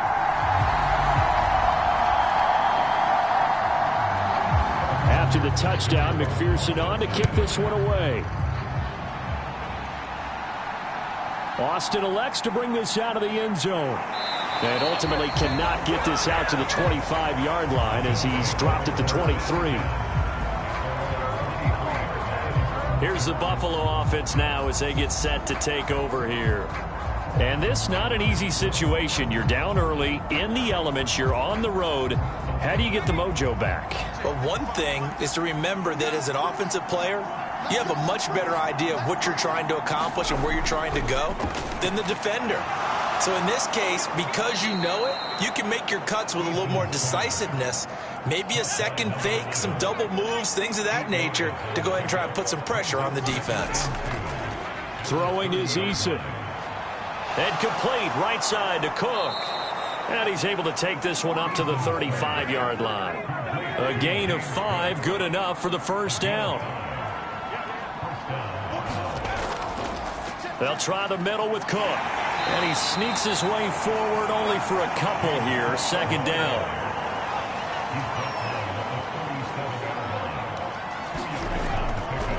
Again, it's Cook. And they will only muster a yard here to the 38. Defensively, we always know that he is tough in run support, and I think the way that he gets there is he understands what an offense is going to do before the ball's even snapped. A great job of scouting prior to the game, then reading, reacting, and taking the right path to the ball carrier. A short throw pulled in by Kincaid. So the completion gets him just a yard, and that's going to bring up a fourth down. Got to give credit where it's due.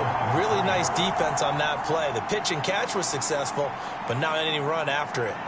The Bills send the punter out as he's on to kick it away. He's been a busy man here in this first half as he gets it away. It's just a 30-yard punt that time, no return. And out will come the offense as they take over. Cincinnati now ready to take the field. And they'll be looking to build off of a nice drive last time, a drive that really relied on the quarterback. Making good decisions, distributing the ball well, distributing it accurately, keeping it away from danger. A really nicely run drive. But now the defense, what adjustments do they need to make in the passing game?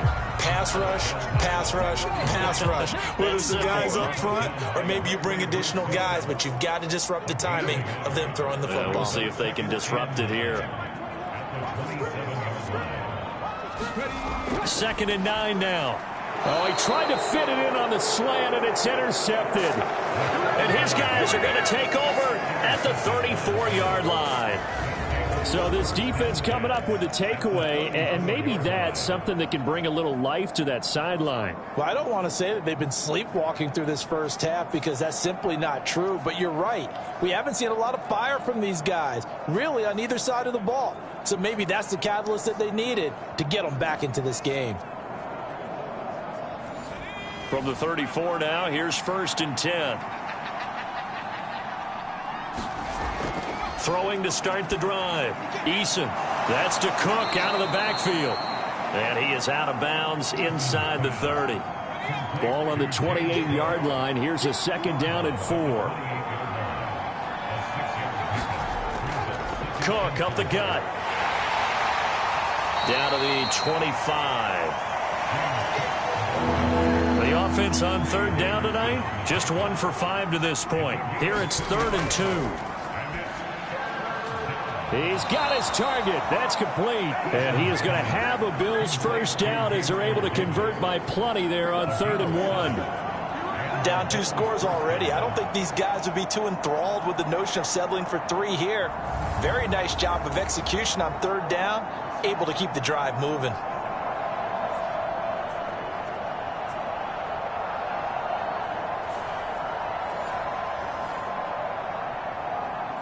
So from inside the 20, here's 1st and 10 at the 18. Up the middle, it's Cook. Just a yard on the first down carry, so it's 2nd and 9.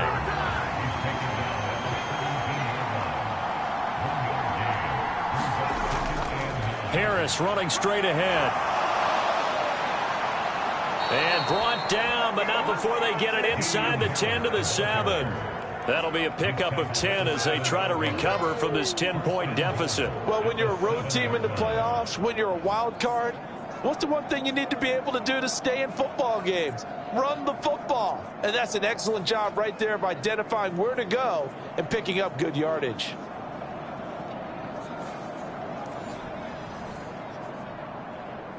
First and goal, and they got to be thinking a chance to get right back into this football game.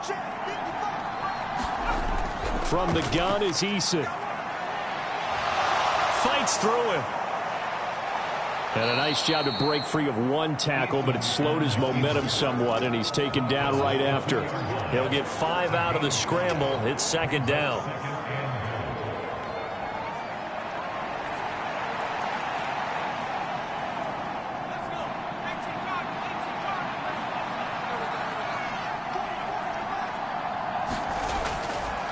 Cook will score. Touchdown, Buffalo. And they can thank their defense for this one. They were set up with a short field following the turnover, but they took care of business as well, working their way down and finishing with a strong run into the end zone for their first touchdown of the game.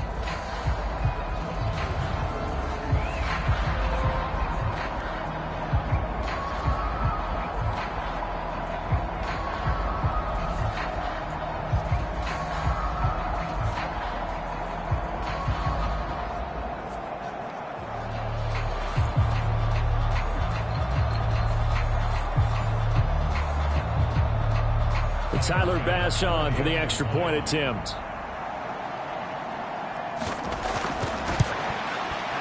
And they're back within a field goal. It's 10-7 now. So that winds up a 7-play drive all told. And it was James Cook capping all of that off with a touchdown run. After the touchdown, Bass to kick it away.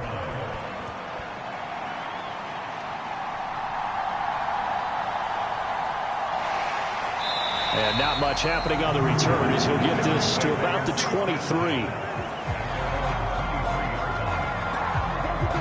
Now this Bengals offensive unit ready to see what they can do here. So now, Charles, this drive maybe a touch more important, trying to erase the memory of that interception they had the last time out. Yeah, and everyone goes through this because even the best in the game, you're going to have games where it just doesn't go right for you and interceptions result. So frankly, to me, it's all about how you respond, not just the types of plays that you call, but how you carry yourself, how you show your team that you're still with it, and how you continue to lead. And that is incomplete. A lot of force bearing down on him there. He could not hang on. It's third down. Well, you most certainly don't want to go 3 and out here and get the football right back, because your friend, Old Momentum, he's wondering if he should change sidelines about right now. And if you don't convert here, guess what? He's going to make the trek to the opposite side, and all of a sudden, you've got a battle on your hands. Looking deep here for Chase. And that's caught inside the 30. And all the way in for a Cincinnati score. Jamar Chase, 75 yards. And the Bengals are able to add on to that lead. Well, you know he can be explosive, and he's ultra-explosive there on the fly route. And you know how many times we've talked to coaches and we've had quoted back to us, well, you know something? When you execute really well, it doesn't matter if they know it's coming or not. Well, sometimes athleticism beats you as well. He just took off and went. And that's almost like one of your Turkey Bowl games, isn't it? Just go long, Backyard. man. I'll hit you. And it worked really well for them.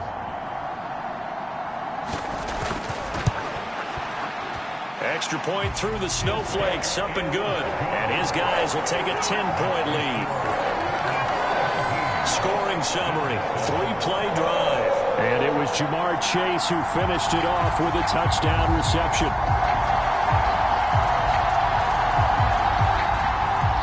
After the touchdown, McPherson on to kick this one away. And it'll come out to the 25. Austin not going to try and return it. Here's the Buffalo offense now as they get set to take over here. A strong showing their last time out. They scored the touchdown, but Charles, they look up and they're still down double digits, so you feel like just to keep pace, this drive probably needs to end in the end zone as well. Yeah, and I think the best move for them is to not worry about how far they are down on the scoreboard, but to just remember the last drive and how it ended. Go ahead and try and repeat that. Then you can look at the scoreboard and see where this game is. Now a stoppage here as we've got a Bill shaken up on the play. Hopefully, obviously nothing serious here. Medical staff, though, going to take a peek, and we'll take a break.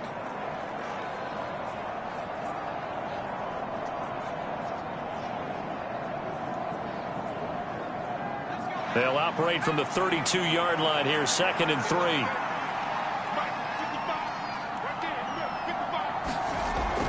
Back to throw. Eason. It's caught by Davis. And Davis will have a Bills first down as he's up to the 40-yard line.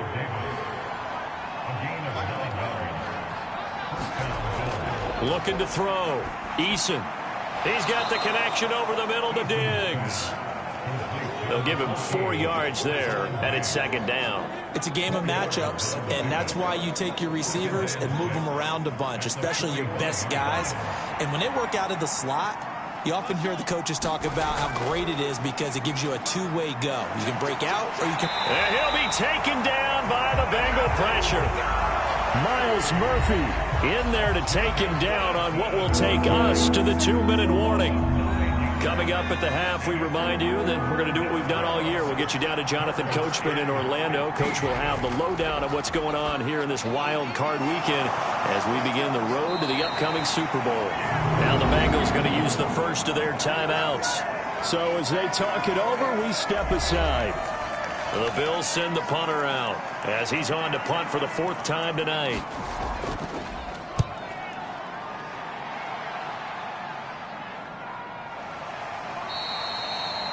They'll score that a 36-yard punt, and it will be 1st and 10 as they take over. Jamar Chase hoping to be at center stage yet again as the offense returns to the field. Making his presence felt early in this one. First half, already over the century mark. How about the yards per completion, too? That's a pretty darn good number there. Number of catches, but he's shredding defenses, getting big yardage with each and every one of them. The drive starts with a completion left side. And he's going to be dropped following a pickup of 7 past the 30 to the 32. Timing is so important on a route like this because he's going to line up out right and then cut straight across the field. I think the ball might have come out a count or two too late because by the time he was able to secure it, not much of a chance to turn it upfield. Here's 2nd and 3. He'll look to throw. This throw incomplete, nearly picked off. And with his pedigree, he doesn't drop many of those. But 3rd down coming up. Off the play fake, he'll look to throw. And he's going to be intercepted for the 3rd time thus far. Picked off by Jalen Johnson. And the Bills are going to take over at their own 41. A nightmare of a first half for him. That's now 3 interceptions. But, Charles, with his talent, if anyone can shake this off and right the ship, it's him. I agree because you don't get to be one of the best quarterbacks in the league without developing some major mental toughness. So I expect him to go in the locker room at halftime, hit the reset button, and come out a new guy in half number 2. They've got good starting field position as they come up here 1st and 10 at the 41-yard line. Setting up the screen for Cook. And this play will be blown up. He'll lose yardage back at the 38. Looking to throw again on 2nd down. Eason. And this is taken in by Darnell Mooney. Now the Bills are going to use the first of their timeouts as the clock will stop with 55 seconds to go until halftime. On 3rd down, Eason in trouble, and he's taken down. The Bengals going to use the 2nd of their timeouts as they get the stoppage with a little over 50 seconds to go in the first half. The Bills send the punter out as he'll come on for his 5th kick of the night.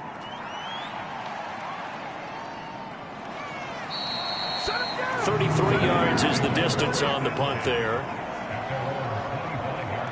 There's a look at receiver Jamar Chase as the Bengals get set to go on offense. He's up over 100 yards, has the touchdown. He's a big-time receiver in this league, so the question becomes, how do you limit him going forward? Well, you know the guys trying to cover him, they haven't had a whole lot of success thus far, and while they will still accept the challenge, maybe you have to change your focus. You have to get after the quarterback a little bit, disrupt his timing, because right now it feels like pitch and catch. Make sure he's not able to have clear sight lines to him, and maybe that'll slow him down. And this is not the guy you want to let play pitch and catch.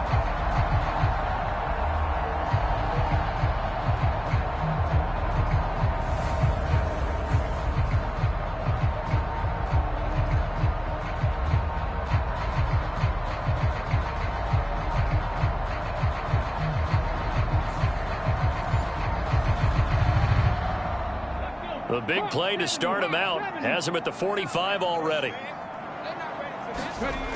Now they'll throw here out of the gun. And that's going to be incomplete. Too tough to hold on to that one. It's 2nd down. Looking to throw. And that is incomplete. So 17 seconds now on the clock here. So now 3rd and 10. They had the big play to start the drive, but 2 incompletions since.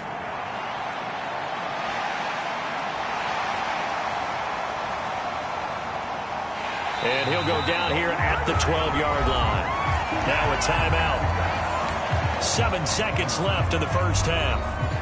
So how about this for field position after the big play? Inside the 15 now as they come up on 1st and 10. They'll drop to throw. Escaping the pressure right. And he takes this down to about the 2 before going out of bounds. A gain of 10 as they look to add on to this 10-point lead. Evident there that he learned his lesson from the last drive. No way he was going to force a throw that time. When nothing broke open, kept it, and ended up running for a first down himself. So with 1 second left in the half, on is the field goal unit. From the right hash at a bit of a tight angle. McPherson's kick is good, and that will do it for this first half. So we're at halftime of this AFC wildcard matchup. As we'll send you down to Orlando, and we check in with Jonathan Coachman for our EA Sports Halftime Report. Coach. All right, Brandon, thanks very much. The last of our 3 games on this Sunday. One more to follow tomorrow night as we wrap up a very exciting 3 days of Super Wild Card weekend. We'll get started down at Hard Rock Stadium in Miami, where it was the Dolphins who were able to pick up the victory at home. The Dolphins are able to finish strong, and they are a top contender for a Super Bowl title as they wind up at 14-3 on the year.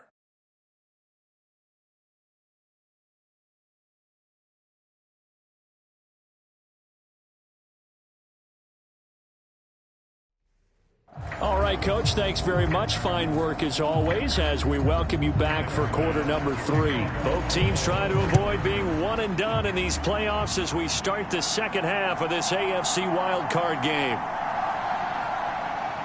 And he brings us out past the 20 to the 24.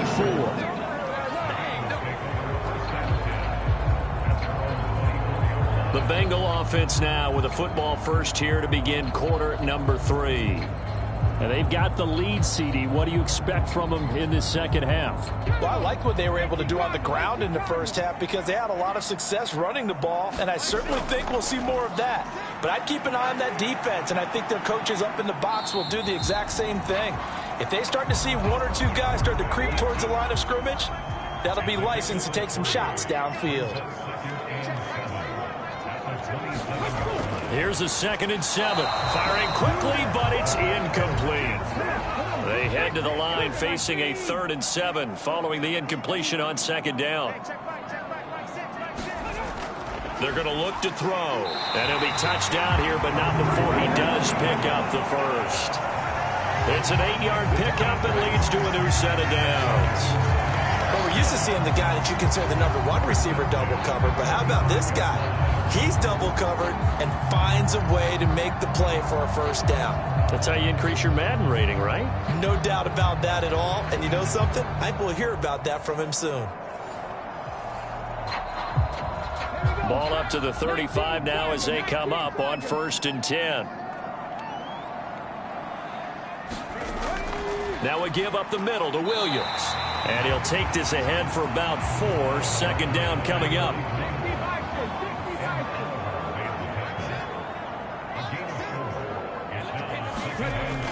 Back to throw.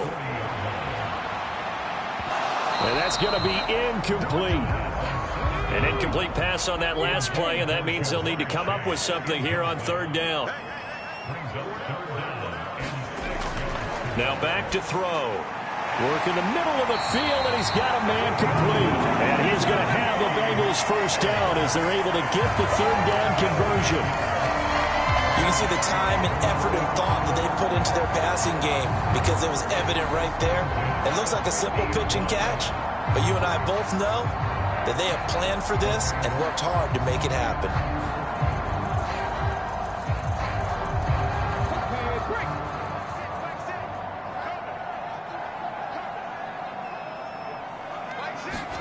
From the midfield stripe, they'll look to throw. Going underneath, he's got Hawkinson. That was play number 7 on this drive, and it got him 7 yards. From the 43, it's 2nd and 3. They'll run out of the gun here. Williams. And they'll be inside the 35 now at the 34-yard line. 9 yards to pick up there, and it's a first down. Yeah, once more, strong running, excellent blocking at the point of attack. They've got a nice little drive brewing right here.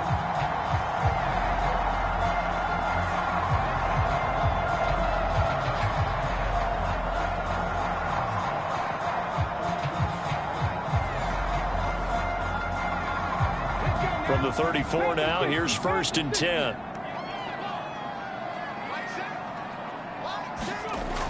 He'll drop to throw. He'll drop this down to Williams. And the result here, a pickup of 8. Leaves him with 2 to go on 2nd down. Looked like a pretty good, safe play right there. No, he's had trouble with the interceptions in this game there. Hits his guy out in the flat. Yeah, so many times we hear quarterbacks and offensive coordinators talk about in your progressions, you're either throwing the touchdown or you're throwing the check down. But earlier in the game, it was touchdown or interception. Now he got to the check down, a nice safe throw, and a good one.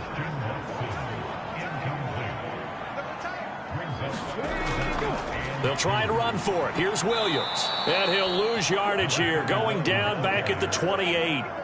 That'll bring up 4th. They had the 8-yard gain on 1st down, but unable to do much from there. I like the strategy. Extra tight ends, extra beef. They want to run the football, but that means they probably want to run it inside. If you get strung out on the perimeter, you're in peril. Yeah, we saw the result, negative yardage.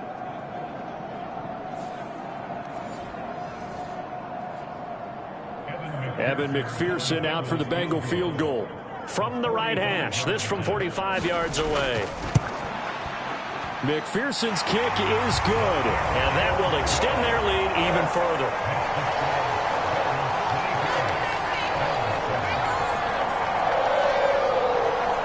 So the lead grows here incrementally, but I think the way their defense is playing, you feel okay with just getting 3. They've definitely been stout so far, but now that could all change because if one guy gets loose for 70 yards, this is a different game. But as it stands, field goals are good. Just keep adding to that lead. So here's the Bills offense now. They get ready for their first possession of the 2nd half. And their deficit a little wider now than it was at halftime following the field goal a moment ago. But the goal is still the same because you know they want to come out, establish a rhythm in the 2nd half, and get going. Make no mistake about it, though. Kicking field goals, not in their game plan. They need to get the ball in the end zone. And he's going to be dropped following a pickup of 7 past the 30 to the 32. They'll operate from the 32-yard line here, 2nd and 3. Now Eason steps away to his left, and he's going to have to eat this one as down he goes. Trey Hendrickson in there to bury him for a loss of 11. Oh, man, it's been a rough night for that offensive line, and it's only getting rougher. 5 sacks now that they've given up in this contest so far. It feels like the witching hour out here, doesn't it? Okay, stupid question. What's the witching hour? Yeah, the witching hour. That's when everything goes haywire late at night.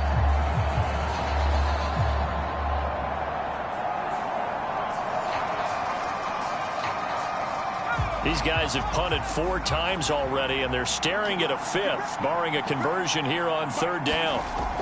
Operating from the gun, Eason. It's a short one here, complete to the tight end.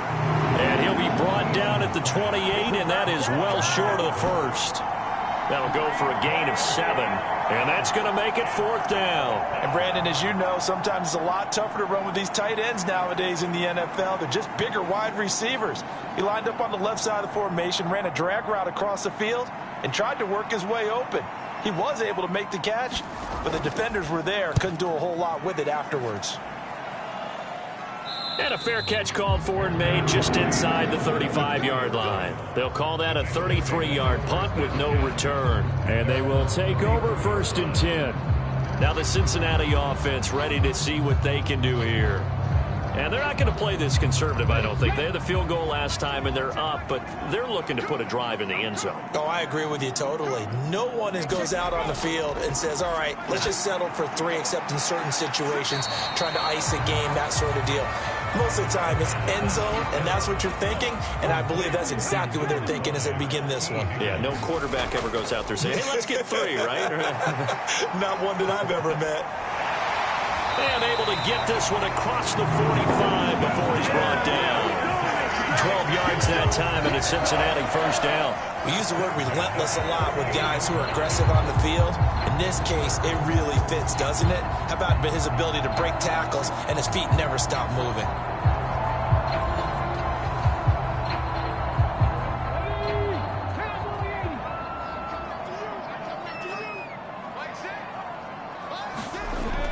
On first down, he'll drop to throw.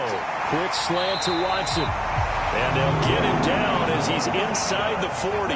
So first and 10 now in Buffalo territory at the 39-yard line.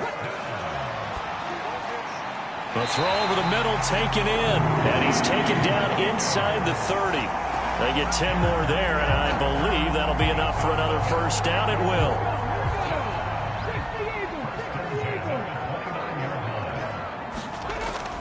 They'll set up a throw. And for the 4th time tonight, it's an interception. Jacorian Bennett has it, and the Bills are going to take over at their own 28-yard line. So a potential momentum shifter there, working with a 2-score lead, 3rd quarter, but that, not the smartest of throws. I would agree with you on that one because this game is still very much in the balance. It felt pretty one-sided to this point, but now, if these guys can turn this turnover into points, things could start getting a little more interesting. They go play action with Eason. Swinging this out wide here for Cook. And he's going to be down at the 35. Gain of 7. Now 2nd and 3. Back to throw.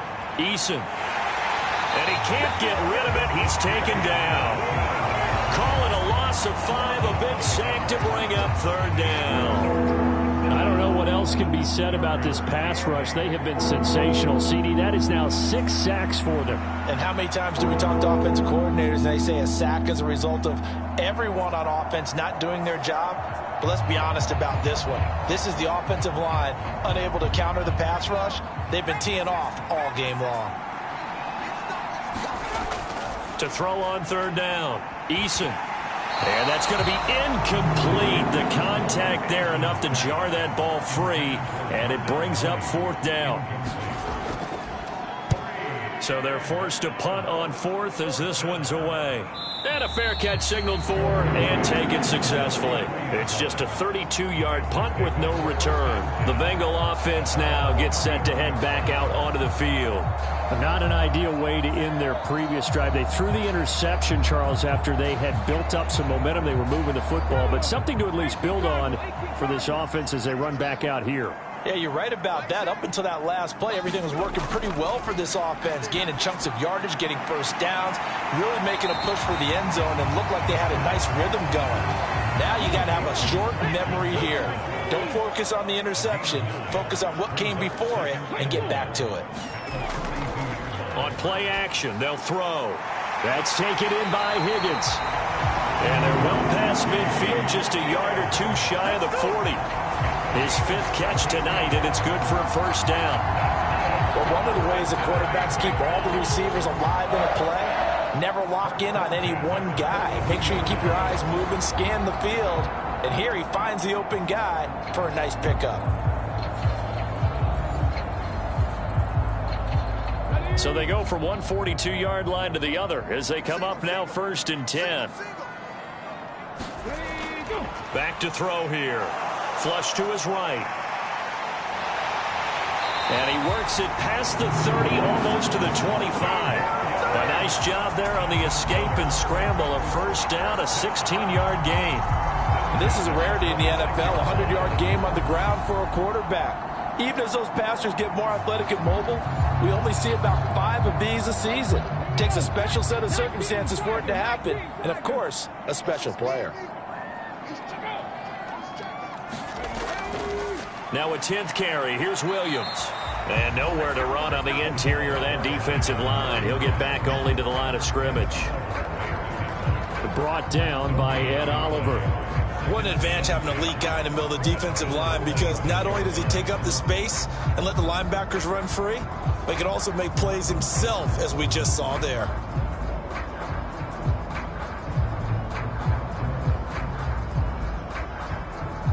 Third quarter, wild card round. Thanks for being along for the playoff ride with us. Here's 2nd and 10. They'll look to throw here. And my goodness, another interception. And they will finally stop him as he's down to the 40-yard line. I think you and I were a little surprised back earlier in the game when he threw his 2nd interception. I mean, who would have thought a quarterback of his caliber picked now 5 times? It's beyond stunning to me, because we're used to that with maybe a quarterback with less experience or less talent. But a quarterback of his caliber, I can't believe what we've just seen. Absolutely. If you would have told me this coming into the ball game, I would have said never, not in a million years. But here we go. Eason's throw going to be caught by Davis. Busting through contact. Just wasn't a huge hole there for him to operate. Stopped just inside the 35-yard line. Brings up 2nd and 3 at the 33-yard line. 1 quarter remains for the right to survive round 1 here in the AFC. We'll return with more after this. You're watching the NFL on EA Sports. Here's a 2nd and 3 now from the 33. Looking to throw. Eason, and he can't hang on to it, and the screen never got started.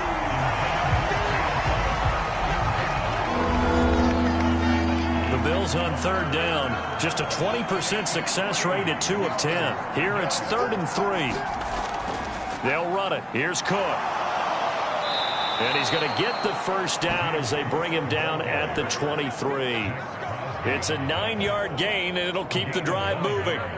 Now, yes, a 2-possession game, but a good chunk of time on the clock, so they have the ability still there to run it on 2nd and short, but maybe they need to pick it up a bit. You're right. They did pick up the 1st down there, but they, as you mentioned, they have to pick up the pace now, because it's a 2-possession game. They've got to get there twice to make sure they have a chance to win. Now, a throw to the end zone on 1st down, but it winds up incomplete. 2nd and 10. Eason going to throw it out of the shotgun. And hit behind the line. He lost the football. It's loose. And the Bengals grab it.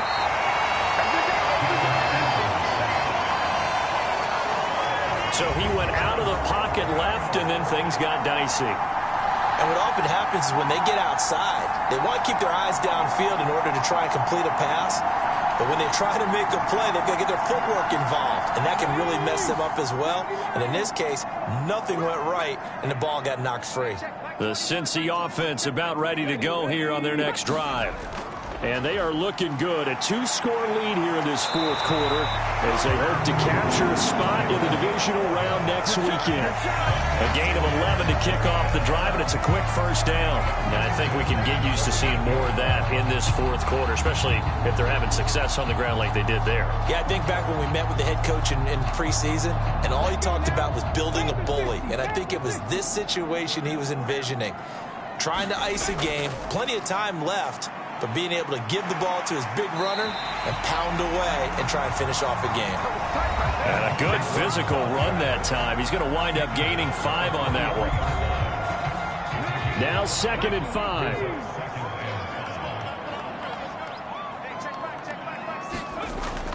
Now a shotgun snap as they'll look to throw. And he'll be taken down, but not before he gets into enemy territory. They picked up 5 yards last time. Now they double it and get 10 here. So 1st and 10 now in Buffalo territory at the 47. Meanwhile, the throw here is complete. He won't find a ton of space following the display of power as he's down just inside the 45. Here's 2nd and 7.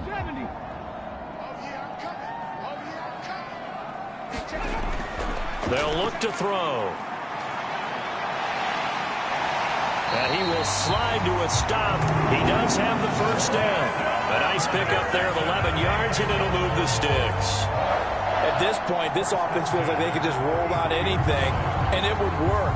They are certainly in no hurry for this one to end. Not when they can rack up some stats and continue to add to their lead. So they'll come up 1st and 10 now from the 33. He'll look to throw.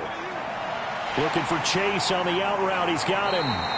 He's going to go out of bounds, but he takes this one down just shy of the 20. 12 more yards there and another first down.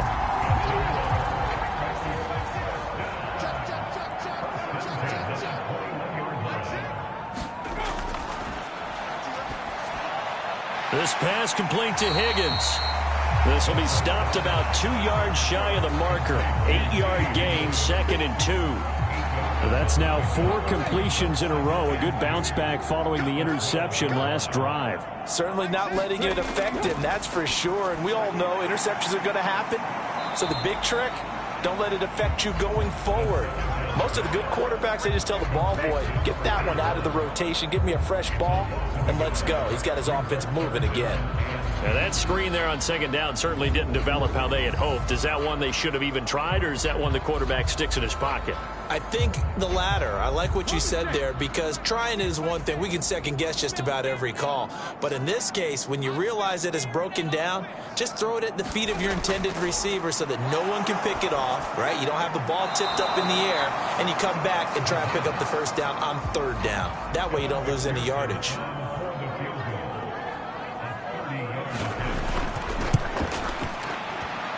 McPherson's kick is good, and that will extend their lead even further.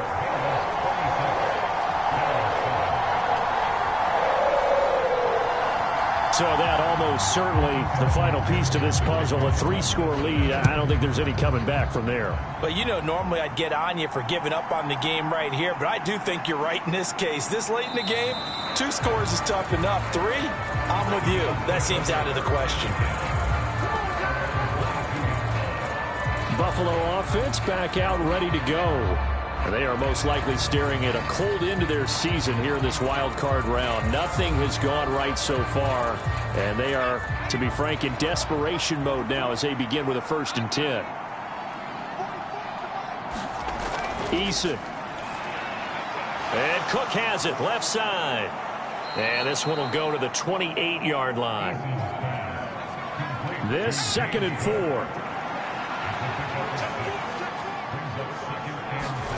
Eason sets to throw it. And Davis has it over the middle. And Davis will have a Bills first down as the tackle going to be made up at the 37. It's a 9-yard gain, and it keeps the drive moving.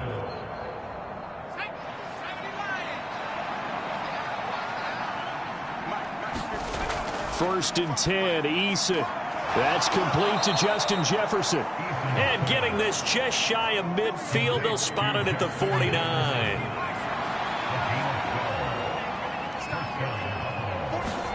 On 1st down, Jacob Eason. The Bengal pressure gets him that time. Down he goes. Miles Murphy able to drop him that time for his 2nd sack of the evening.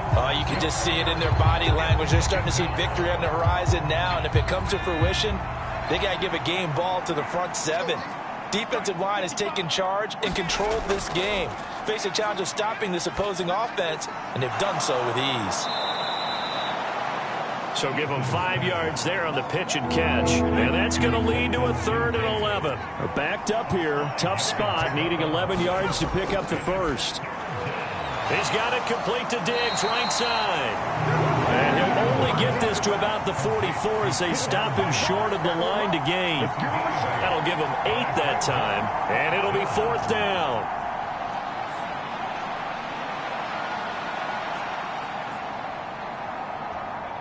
Sean McDermott didn't hesitate. They'll go for it on 4th.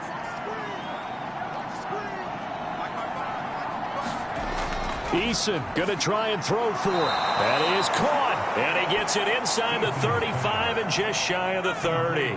So they convert on 4th, and now from just outside the 30, here's 1st and 10.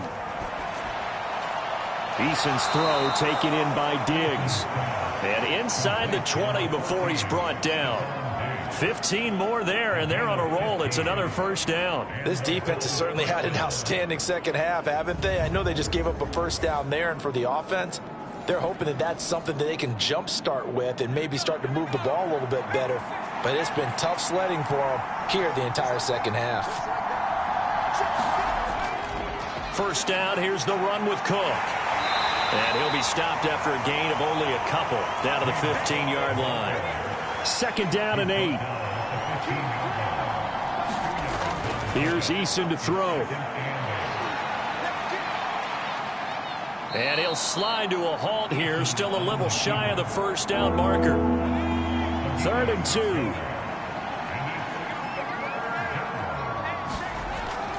A 10th carry in the game for Cook. And he will have the first down before he's brought down at the 3. Down under 2 minutes to go in this football game. So it's Bills football here as we get you reset. They've got it 1st and goal as they look to punch in a late score. He will find Diggs in the end zone. Touchdown, Buffalo. The 3-yard touchdown pass. And the Bills have got it back to a 2-score game here in the 4th. I'm not sure win-win is the proper term here, but it certainly felt like it. They got the touchdown they needed, but if I'm on the defensive side of the ball, okay, you got the touchdown, but it sure took you a long time. Yeah, because offensively there, you're probably hoping for a 1 to 5 play drive. That one ate up a little more time than they were hoping. You're exactly right, and if you have that 1 to 5 play drive, you actually build up momentum and even more hope. When they had to slog their way downfield, they got the touchdown, but it's almost like, yeah, you know, doesn't feel right. Exactly. Extra point by Bass, up and good. And they're able to cut this deficit down to 12. 2 scores down, 3 timeouts left. Still a chance if they can somehow get this one back. And this is going to be snuffed out. The Bengals recover. They knew they needed a miracle. They had to have that onside kick. They didn't get it. Well, as we knew, even before they put the toe to the leather on that one, their chances of getting that done, slim and none. And I do believe we saw Slim just leave the door, didn't we? We did indeed. I think we're down to none. The Bengals offense now, they head back onto the field. Now they are really in the driver's seat here, enjoying this lead late in the 4th quarter. The defense does have all 3 timeouts, but at this point, doesn't look like it's going to matter much. 5 points of contact necessary at this stage as they'll run on first down. And he'll get this one down near the 20-yard line, just shy of the 20. Now the Bills are going to use the first of their timeouts as they'll head to the sideline and talk over what to do next. They stick to the ground game on first down. It's Williams. And he's taken down after a gain of 3 as they move it from the 22 to the 19. Now the Bills will use the second of their timeouts as they'll head to the sideline and talk over what to do next. On second down, Williams. And they'll bring him down at the 13-yard line. The Bills are going to go ahead and use their final timeout as they'll head to the sideline and talk over what to do next. The busy night continues for Williams. And this play goes nowhere, losing yardage back to the 15. He lost 2, and it brings up 4th. Just a simple run play there on 3rd and 1, but this D was up to the challenge and stopped them, bringing up 4th down.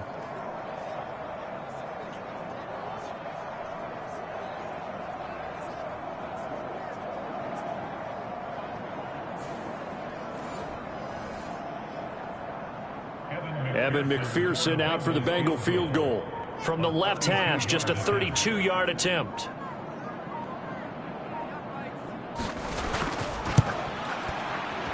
McPherson's kick is good, and that will extend their lead even further.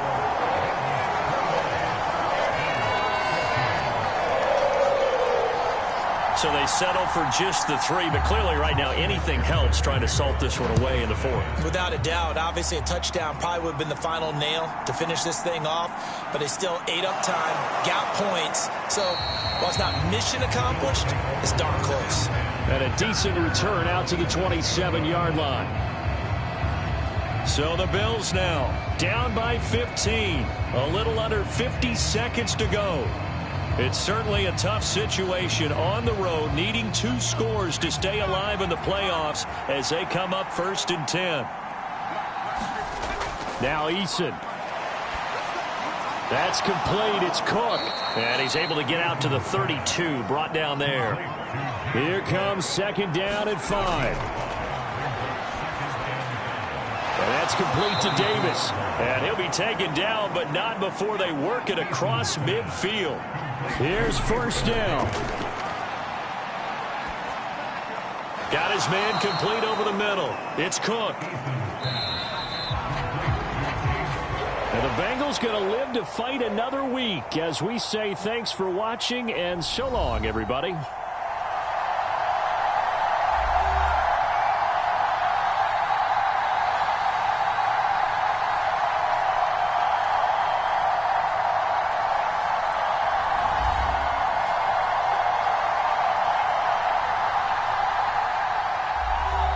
So that'll do it for us. For my partner, Charles Davis, and all the hard-working men and women on our crew, I'm Brandon Gaudin. You've been watching the NFL right here on EA Sports.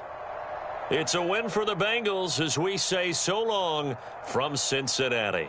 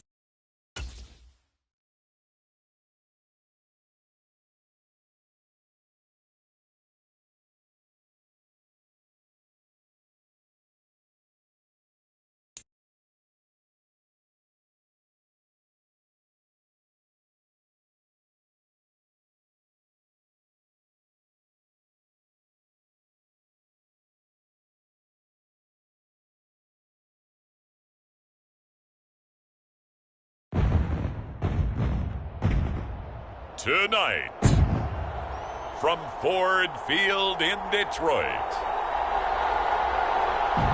it's the NFC Wild Card Round on EA Sports.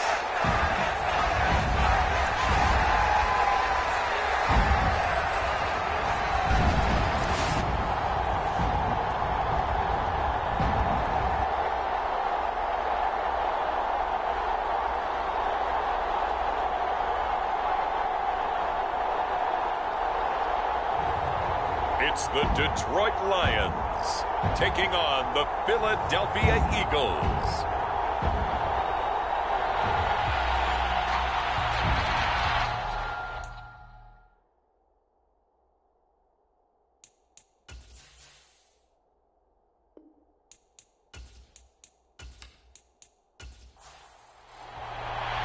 It's the second of our two games here on this Saturday as Super Wild Card Weekend continues here on EA Sports. This fielded right at the goal line. And he won't quite make it to the 25.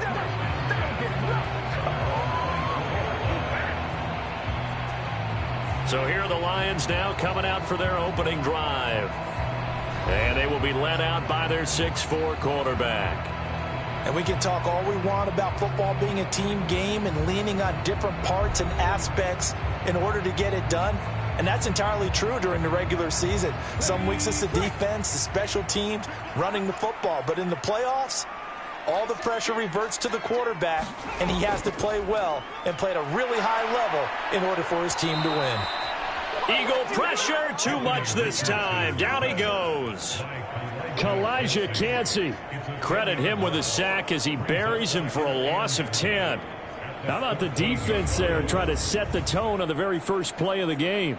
Yeah, there's a little bit of a glow here tonight because they brought the heat right out of the gate. What a good job establishing a tone for this one.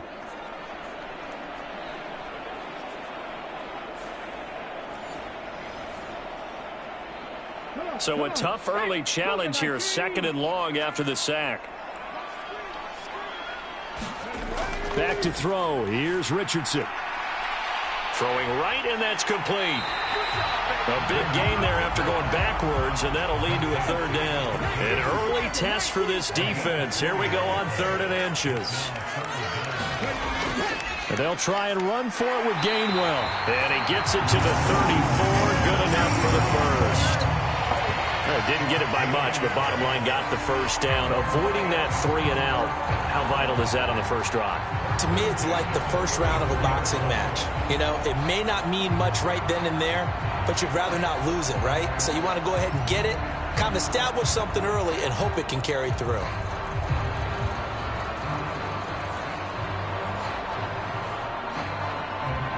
From the 34 now, here's 1st and 10. Again, a run with Gainwell. And they'll get him down after a pickup of 8, 2nd and 2. And hold on here, because on that last run, it looks like we have a player who was shaken up. The medical staff will attend to him, and we will step aside.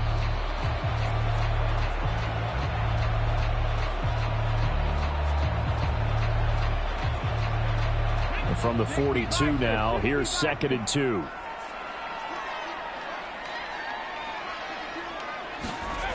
Now Richardson back to throw it. And this will be caught by his big wide receiver.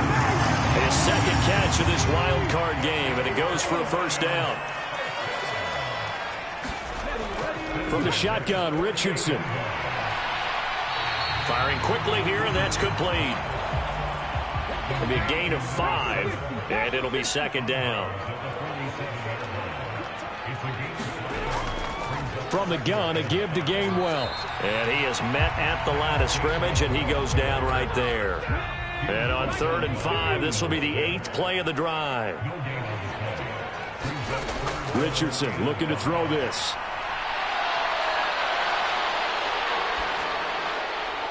Throw left side, going to be caught by Butler. And they go backwards here, losing yardage back at the 48-yard line. They call it a loss of a yard there. And that'll bring up 4th down. No surprise they decided to throw on 3rd down. A little bit of a surprise that they completed the pass and lost yardage on the play.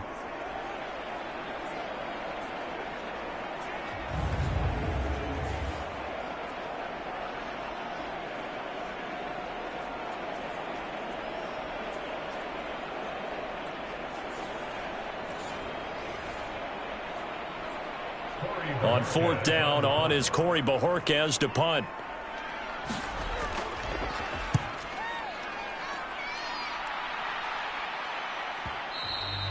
And this is going to hit the goal line and continue on into the end zone for a touchback.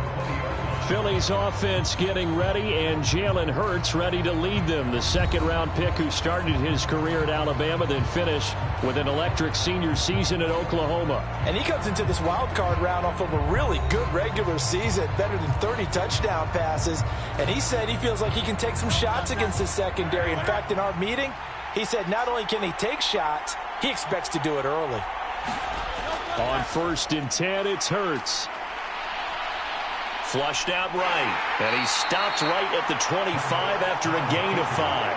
Here's a 2nd and 5 now from the 25.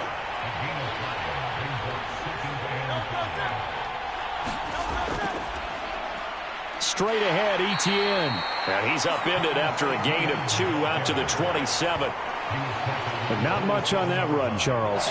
No, that's exactly the way to execute a run blitz there. They guessed correctly that they would move the ball on the ground, honed in on it, and stopped them. Mark that down for a win in the defense's column. Here's 3rd and 3.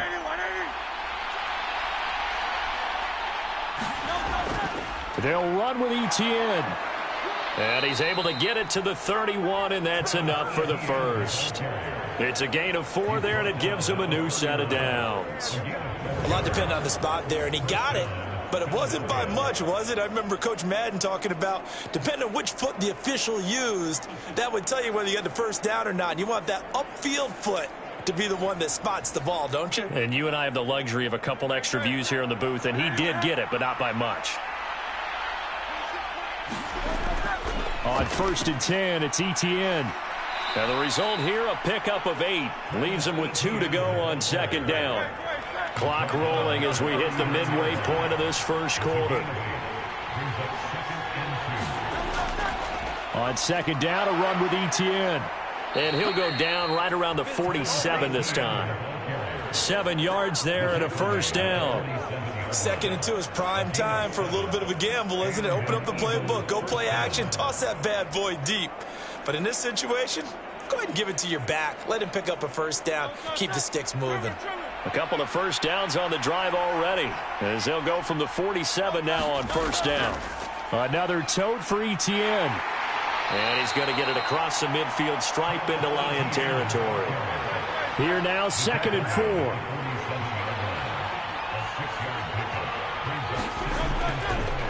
The first carry now for Tony Pollard. Looking for a seam, but finding none. He'll get back to the line of scrimmage, and that's it. Call it no gain that time, as it's going to leave him with a 3rd and about 3 to go. What a luxury to have a guy like this who can not only spell your starter, but can come in and keep drives going. The 8th play of the drive coming up. It's 3rd and 3. Here's Hurts to throw. Able to find the open man. That's complete. And he is going to have an Eagles first down. They needed 4. He doubled that. He wound up getting 8. We got to like what you're seeing from this offense here on the first drive. A nice, sustained series to begin the game that will continue after picking up another first there. Would you say the word methodical comes to mind? I love the execution. I love what they're doing on this drive.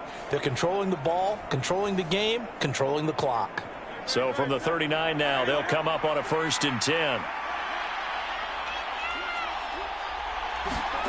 Hurts. That's going to be caught by Judy.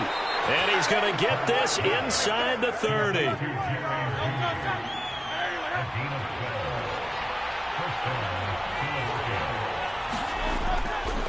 Back to the ground with Etienne. And they're going to stop him right at the line of scrimmage. Just no cutback lane to be found whatsoever.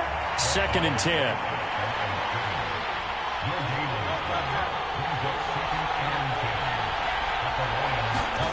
Throwing is Hurts.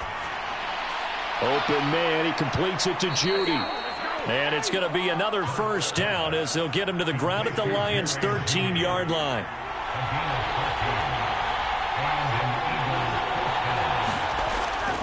Running out of the gun with ETN. He's taken down at the 7 after a gain of 7. 2nd down and 3. Ball on the 7.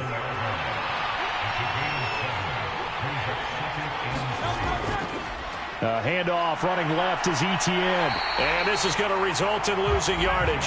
They're driven back to the 8-yard line. Nothing doing there as the 13th play of the drive proves to be unlucky. They went with the run-pass option, and I don't know if the option really mattered there because the defense was ready. So many times you put the defense at a disadvantage because you have those multiple options, but when they read their keys and play it correctly, sometimes the result goes in their favor.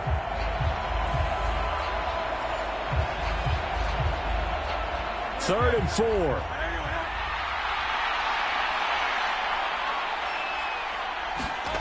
Hurts sets up to throw it. Work in the middle of the field, and he's got a man complete. And the Eagles are going to have 1st and goal as they try to finish off this drive with 6 points. Well, they clearly wanted to come out, Charles, and be aggressive throwing the football, and they've been pretty efficient along with that aggressiveness. He's now 4 of 4 on this opening drive. Yeah, and that's led to a fresh set of downs. I like what he's doing back there. You can tell he's at ease, feels good about what he's doing. And I think if I'm the play caller, I'm reading that, and I'm continuing to let him throw the football. So 1st and goal and an opportunity for our first points in this wild card game. Now back to throw. Back of the end zone. Could he get his feet down? No, it's incomplete. Another shot from the 1 on 2nd and goal. ETN is into the end zone for an Eagle touchdown. So both sides of the football contributing here early. Their defense forces the punt, and then the offense takes it down the field and punches it in on the short touchdown run. And, Brandon, that's good complementary football, and that's what they're going to need if they want to get out of here victorious.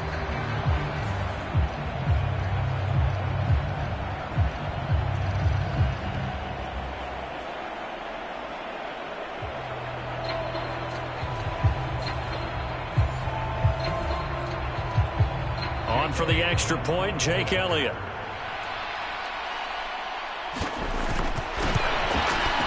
He's got it, and the Eagles lead at 7-zip. And what a drive that was. 16 plays all told. And it was capped off by a Travis Etienne touchdown run.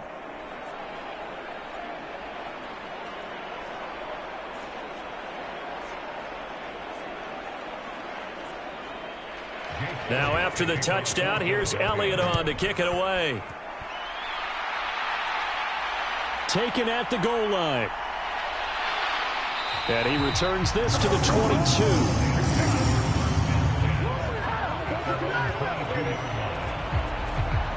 So here come the Lions now. I guess you could say they're kind of fortunate to be in the position that they're in, able to host as a division champ, because it's really one of the weakest divisions in the NFL. And there's often the discussion every time, right, that 4th seed, should they actually be hosting? Because sometimes it turns out that division winner has a lesser record than wild card teams that get in, and some people think that'd be a more fair way of doing things. But I've got to tell you, I personally like it. The winning a division title, I don't care what the division, how it's ranked, it still means something to me, and I like the fact that they get to host. I think that that's the reason you have the divisions. If you didn't just stack them all up and take the best 6 records, but there's a division for a reason, and the champion hosts the first round. And the first rule of thumb in building a team, build a team to win your division. Beat those teams first, then you go from there.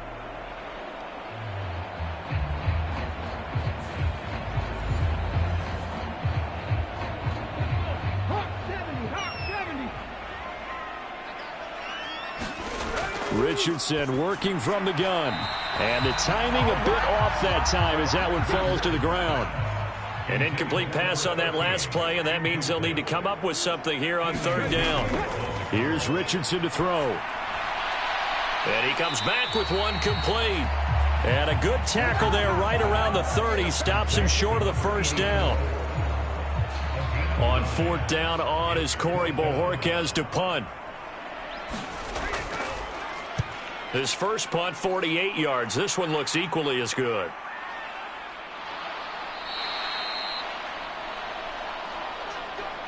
After one, 7-0 on EA Sports. Start of the second quarter, and it's the Eagles in possession. The Eagles offense set to begin their next drive. They'll be looking to duplicate that first drive, the one that got them that 7-0 lead. Of course they would. I mean, look, they're on the road. So getting the 7-0 lead was huge for them, right? Imagine getting up 2 touchdowns on the road, taking the crowd out of the game. It'd be ideal. Throwing from the gun, it's Hurts. That's caught by the big tight end, Dallas Goedert. So 5 yards here, 5 on the play. And now it's 3rd and 3.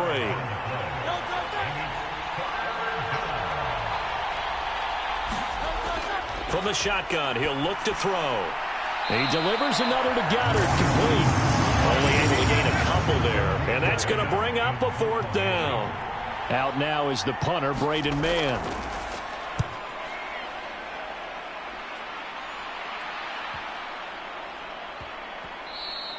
And no one there to stop it. Hits at the 8, but it carries all the way into the end zone for a touchback. Detroit's offense ready to take over. They've had it twice. They've punted twice. Not the start they were hoping for. Not at all, and let's face it, every facility we visit, everyone talks about converting on 3rd down, how big that is.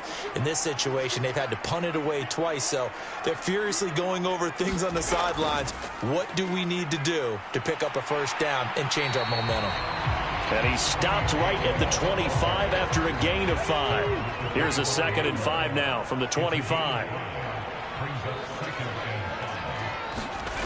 Now Richardson. Going right side here, and that's complete. And he's taken down, but able to slip across the 35. Line of scrimmage, the 37 on 1st and 10.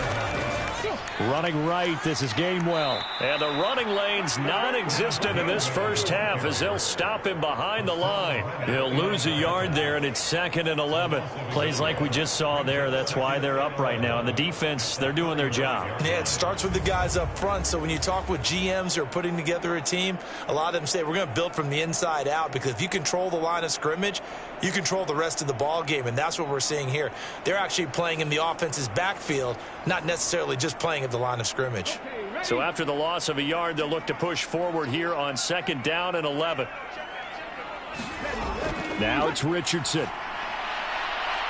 And he's got his man on the out route. Call it a gain of 6 on the play, and it brings up 3rd and 5 now. Richardson looking to throw. Well, he tries to force it in, and it's intercepted. Keely Ringo picks it off. And it's a tremendous return as they finally get him at about the 10-yard line. So that changes things. You get the interception, and then to boot, a good return tacked on. And really, it was down to him versus the quarterback on the return, and that's one you would think the defender would win. But a nice job there of seeing the play all the way to the end and making the tackle by the QB. The Eagles offense back out onto the field. And they start in the best of all positions. 1st and goal. Suddenly it's 1st and goal after the interception. A quick change in the situation here. And he stopped immediately there. They'll say no gain on the play, and it'll be 2nd and goal. Now they'll throw here out of the gun. Over the middle, complete. That's Brown. The catch good for 6 yards, but now it's 3rd and goal.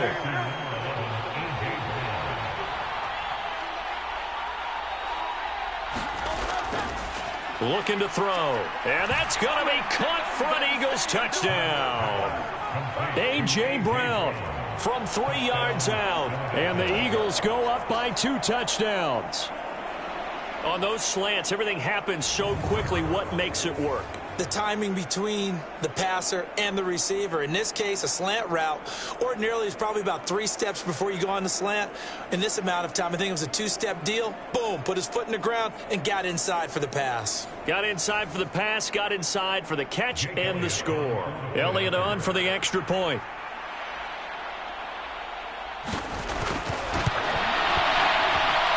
And it's good to make it 14-0. The drive there only spanning 3 plays. And it's capped off by an A.J. Brown touchdown.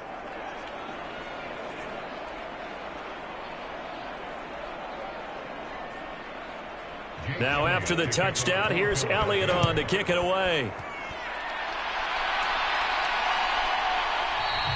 The return man down to a knee, and this will come out to the 25-yard line. And Detroit getting set to go now. They've got to be a little shell-shocked. Down double digits at home in the playoffs. Still in the first half. They've got to turn things around quickly.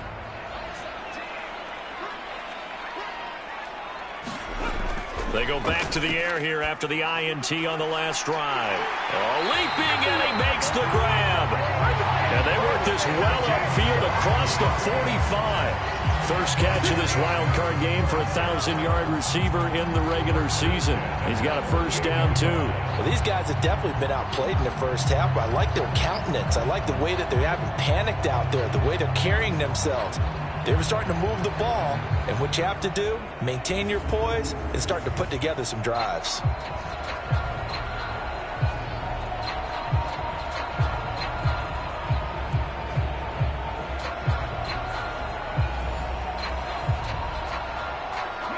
So one play, and they're already just shy of midfield. Richardson. Right side complete to Butler. And they get to him after a gain of 6 to the 46. Second down and 4. Back to throw. Richardson. And that falls to the ground, incomplete. A nice job of bodying him up defensively. And now it brings up third down. Back to the air with Richardson. Throw left side, caught by Butler. And he is tackled inside the 40, not quite to the 35.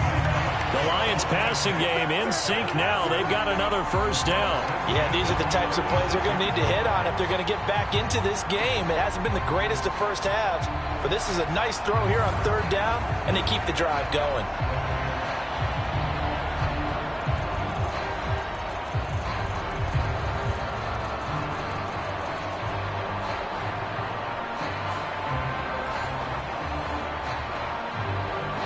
This offense finding its legs now. Here's another 1st and 10.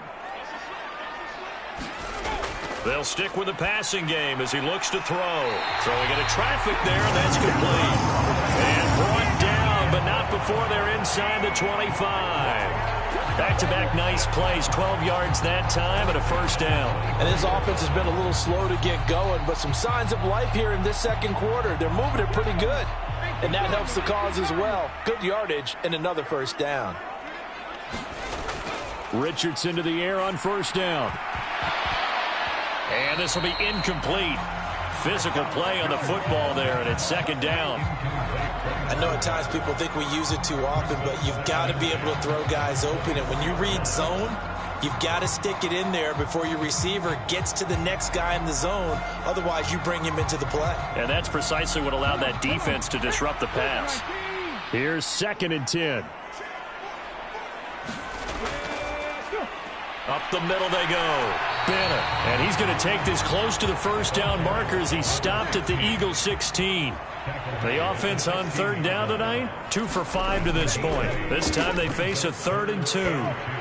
He stiff-arms him. He's got his running back out of the backfield. And the Lions are going to have 1st and goal coming up as they're able to convert there on 3rd and 2. Well, they've certainly done a nice job spreading the ball around on this drive. This time he gets it out to his back, and it's another nice play and another first down.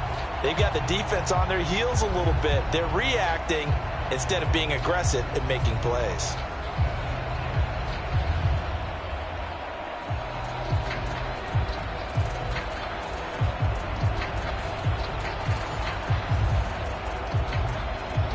First and goal, and they got to be thinking a chance to get right back into this football game. Out of the gun, they'll look to throw.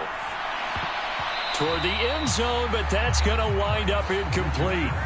They're putting together a drive here in the final minutes of the half, but the coverage has been tight all game long, and they certainly want to keep them up the scoreboard here. Richardson now on second down. And they're not able to hook up there. Incomplete. This offense 2 for 2 on third downs on this drive. This is the most important of them all. Third and goal. Again, it's Richardson. And that is caught, but the back judge right there to say incomplete. Fourth down now looming after Philly's defense stands tall in coverage. Not only did he have a chance to scan the field there, it felt like he had a chance to scan it twice. The protection was that good. Unfortunately for him, the coverage downfield, equally good. Now the Lions, they send out the field goal unit here. From the left hash, should be a fairly easy one here. And his kick is right there. It's good, and they will get themselves on the board here at 14-3.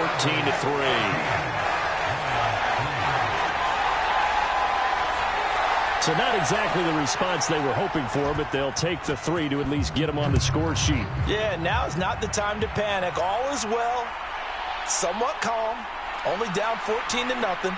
So continue to play your game, take the points when they're there, and put the emphasis on your defense to go out and get you the football back.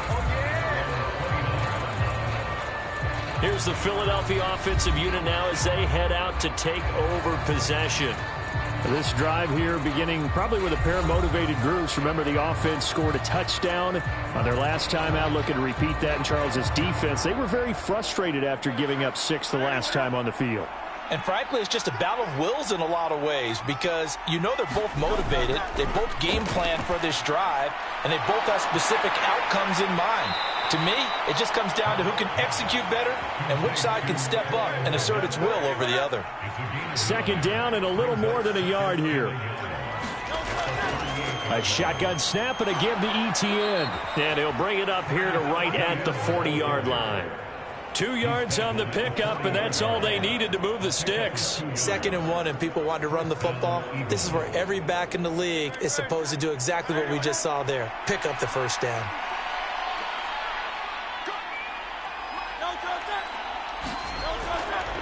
On first down, right back to Etienne. Knifes his way forward here, but just 3 yards on the play. Second down. Well, there's just a pile of bodies there, and that's when you kind of find out who's a tough guy, right? Who can stand up and make a play. It was only a 3-yard run, but for both sides, they had to walk away from that feeling like, okay, I can stand up when the going gets tough in here.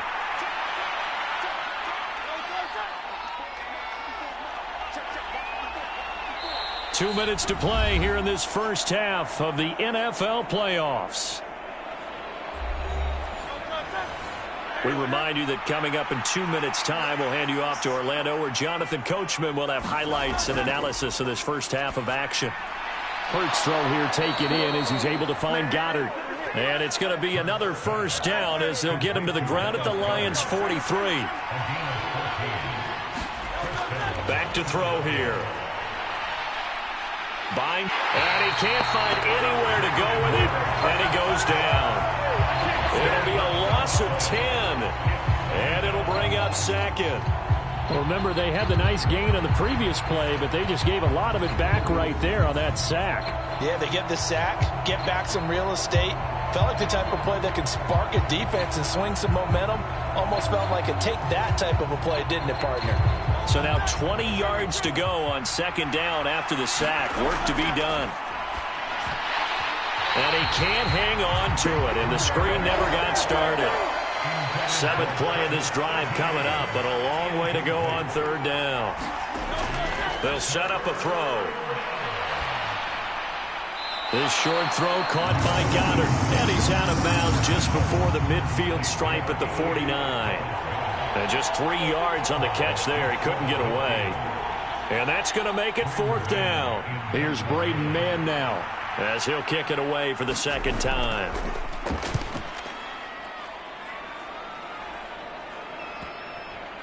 And great special teams work here. This is knocking on the door of the 5. They'll spot it at the 6-yard line.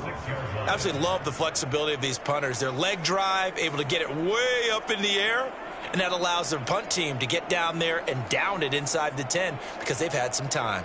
The Lions now taking over late in this first half. And what do you think goes on here in this situation? If you got the football, you're trailing, you're back in your own territory with just a little time. Do you try something? You're thinking about jump-starting your team, right? You just mentioned it. They're down. They're trying to get back into the game. But you got to figure, if something goes wrong, you may have put yourself in a spot where you may not be able to come back in the second half. Managing risk, this is a big decision here. Throwing left side here, and it's complete.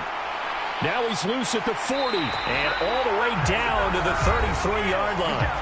The Lions will use the first of their timeouts as the clock stops here with 46 seconds remaining in the first half.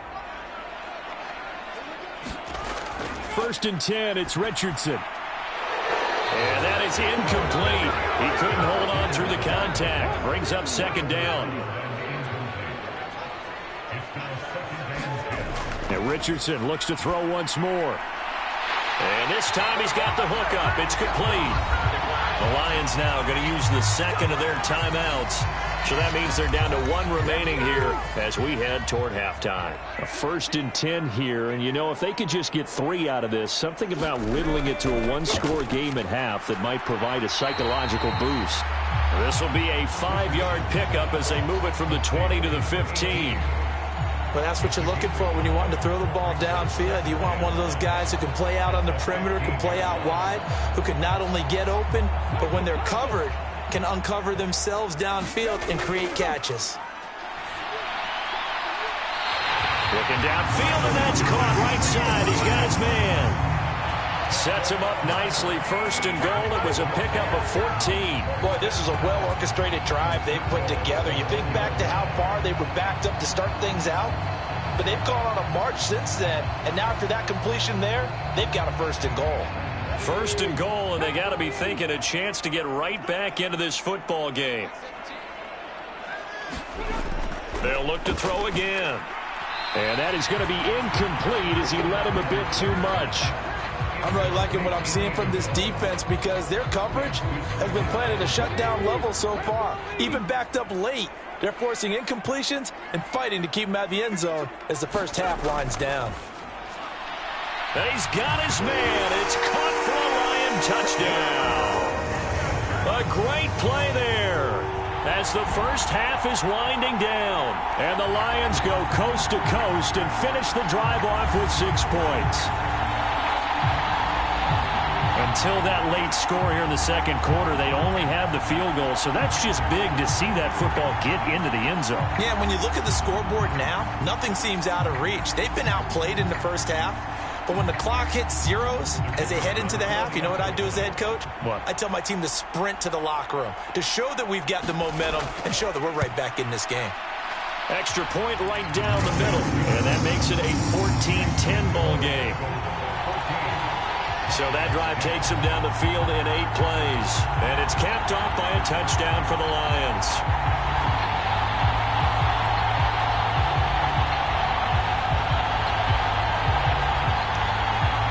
So not much time to speak of remaining in this first half as the kick's away. And not wanting to risk anything here late in the half, he'll just take a knee and they'll bring the football out to the 25. Already at the line, this Philly offense set to go. And with time quickly fading here in the second quarter, not sure how aggressively, offensively they want to play this. I think we'll find out just how much they trust their guys in this situation if they decide to take a shot. So from the 36 now, 1st and 10. So we come upon halftime here in this NFC wildcard matchup as we'll head down to Orlando. That's where we find our man Jonathan Coachman at our EA Sports Halftime Report. Coach. Okay, Brandon, thanks very much. The second of our 2 games here on this Super Wildcard Saturday is at halftime. We'll get it back out to you guys in just a minute. But first, let's take a look ahead to Sunday's action in the NFC. A 3-6 battle that ought to be a good one, as it's going to be the Los Angeles Rams matching up against the San Francisco 49ers. One of the top performers in that first half was the running back Travis Etienne. He wound up finding the end zone on a touchdown run to help give his guys the advantage here at the break.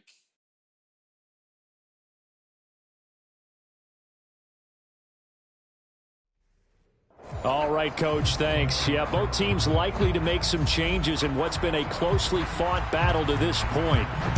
One of these two teams about to play their final half of the season as we're back at it in this NFC wildcard bout. And the half will begin with a touchback. Out come the Eagles now as they'll go on offense first here in the third quarter. And they've been the better of the two teams through 2 quarters of play, much to the chagrin of this home crowd. Yeah, this score is a surprise to a lot of folks at home, although not to my dad. He predicted the visitors would win. And maybe to the folks in the stadium, but you know who is not a surprise to, partner? This team with the football. They were very confident coming in. They'll throw on first down with Hurts. Quick slant here to Smith. And he's taken down, but able to slip across the 35.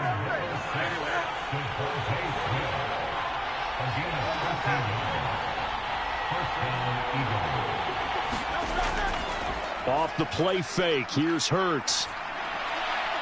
This is Smith with a grab. And he'll take this to the other side of midfield before going out of bounds. Another first down as they call his number again. He's got 15 yards here. Well, they brought the pressure, and that meant man coverage behind him, so he's still able to complete the pass. Even as he took the hit. And that's what you have to do, because I was just talking with a coach the other day, and he said, look, it's not always going to be pretty back there. You're going to have to give me completions. Even when you're taking some hits, sometimes you have to be your own blitz control, for lack of a better term. Got to make completions, step up, and make those throws, and he did that. This will be stopped about 2 yards shy of the marker. 8-yard gain, 2nd and 2. That's a staple of this offense. Drag route to the tight end. Yeah, he's unable to use his size to break off much more yardage after the catch, but still an effective gain nonetheless. From the 38 now, here's 2nd and a couple. They go play action with Hurts. That is incomplete. That incompletion certainly makes this upcoming third down a little bit more crucial. They need to find the right play to convert here and maybe start to tamp down a little bit of momentum. The other side is starting to gain. So 3rd and 2. This quite possibly 4-down territory, though, if they're stopped. Back to throw again. He's got his target. That's complete. And it's going to be another first down as they'll get him to the ground at the Lions' 22-yard line. And give him 17 yards that time as that'll move the chains. That's a play that will likely be forgotten when you talk about big moments in this game. But plays like this are critical to keep drives going. And if points result, we'll call this play significant.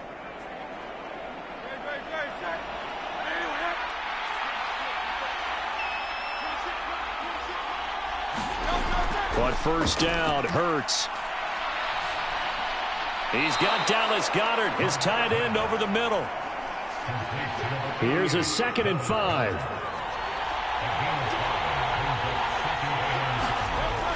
Again, he'll drop to throw. Quick slant to Brown. And he'll be taken down at the 2-yard line. It's a first down, his 4th catch of the game after having 3 in the first half. I think a lot of people ask the same question all the time. Why do we see so many slants in the red zone? Well, the windows are tighter. Everything's more condensed. It has to be quicker, and you've got to deliver the ball on time. Your biggest worry? Ball gets tipped in the air, because if that happens, then it's fair game for the defense. That sends them 2 yards in the wrong direction and leads to 2nd down. The short field shrinks even more with the type of bodies they brought in on that play. Those extra tight ends, they weren't able to secure their blocks, and that one ended up going backwards.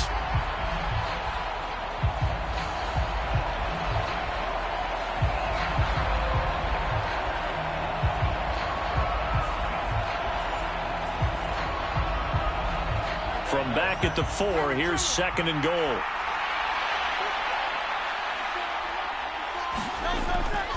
Once more, Etienne.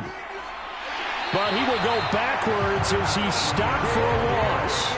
It'll go go down as a 2-yard loss, and it brings up a 3rd down. We all know how much running backs love getting the ball down near the goal line. They think they're going to find a way into the end zone. He hasn't had that kind of luck so far. Ends up not getting in on the last 2 carries. You know he's going to be upset about a missed opportunity.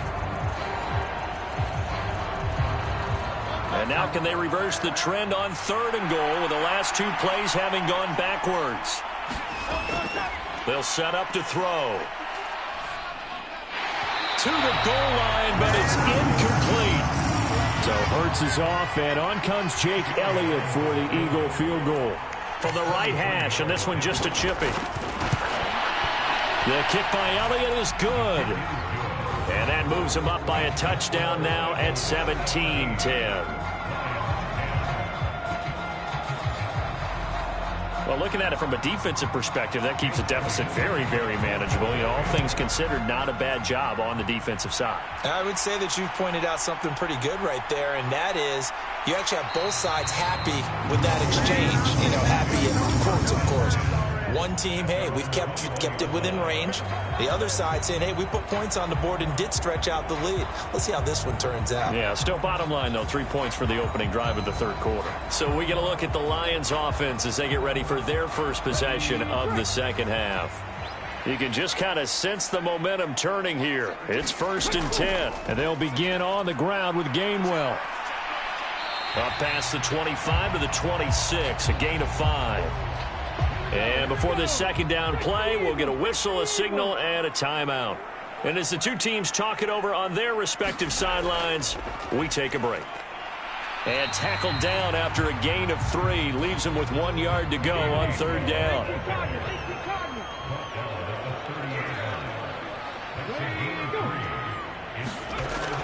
Play action. Now Richardson. Pass taken in by his big tight end. And he is going to have a Lions first down as they're able to convert by plenty there on 3rd and 1. And that's understanding where the markers are, because it's not just running to them. Because on the catch, you can actually be pushed back before the first down. It's getting past it and allowing that opportunity to drift back towards the first down line and still having picked it up. Really well run. So from the 36 now, 1st and 10. A give running right is Gainwell. And space tough to come by there as he'll get maybe a yard to the 37. 2nd and 9.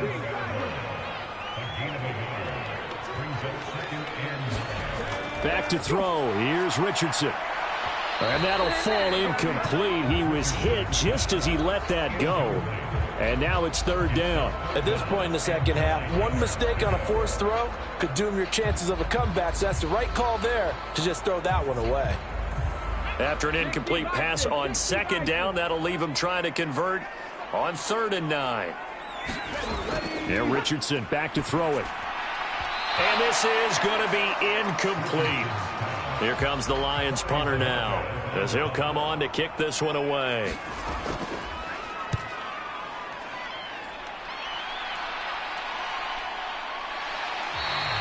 Going to be a 43-yard punt, just a single yard on the return. And the Eagles will have it, taking over 1st and 10. Now Philadelphia ready to get going on offense again. And last time they were able to churn some clock. They got the field goal, added on to their lead. But that was a drive that was so long, it should have ended in a touchdown. You know that's how they felt. And we'll both be headed to the airport after the game, but we probably should go to the post-game press conference because someone's going to ask the head coach about this drive, and he's going to profess that he was happy to get points, and we know that's not true. Yeah. Okay, after this type of a drive, not getting a touchdown, a huge disappointment. ETN up the middle. And this time not as successful as he'll get back to the line of scrimmage and no more. A yard all they need, but it's 3rd down. And they'll go again with ETN. Boy, no chance as he was met and dropped behind the line there. They end up getting stuffed twice after that 9-yard gain back on 1st down. That was well played there defensively. 2 tight ends in the formation, which essentially gave them 7 blockers up front. Hard to imagine with all that size and beef that they could let a tackler through, but that's exactly what happened. A loss resulted.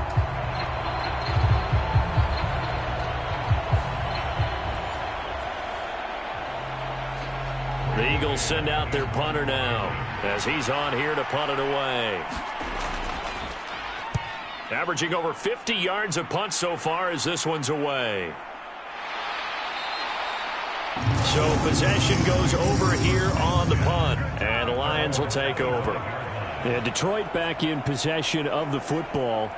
And our game's hit a little bit of a lull here, a little bit of a snag. Punts on back-to-back drives. And old-school coaches don't necessarily mind that. Didn't turn it over, right? Didn't create a big play for the other team. Right now what you're looking for is, can you gain an advantage in field position?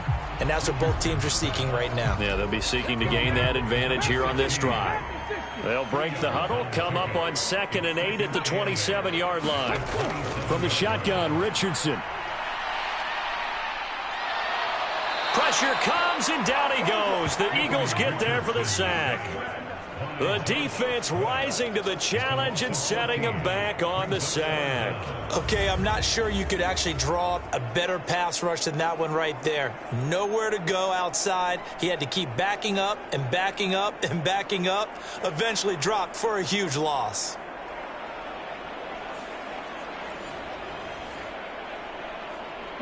Now 3rd down and very long. Richardson out of the shotgun. He couldn't get away there on 3rd down. The pressure too much, and he's sacked for a loss of 12. Oh, boy, he got a favorable spot there. The guys on the sidelines were raising their hands over their head and clasping their hands to signal safety. But the official marked it just outside the end zone at the 1-yard line.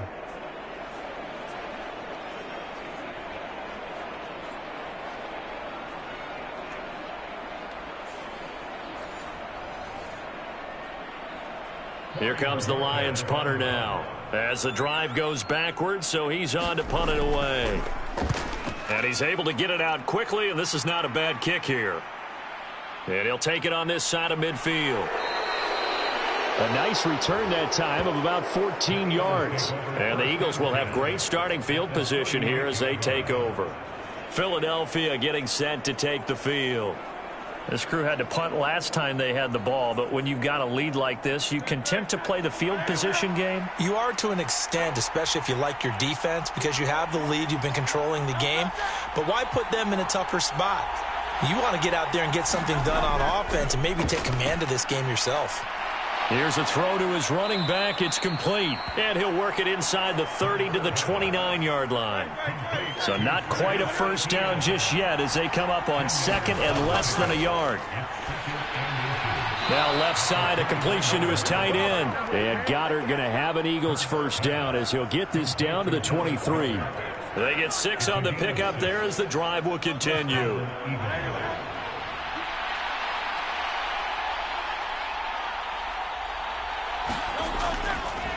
Here's a give to Etienne. And now a pause because we got A.J. Brown dinged up on that last play, and they're going to have to get some medical attention to him. Well, the medical staff is going to come out here and take a look, and we will take a short break.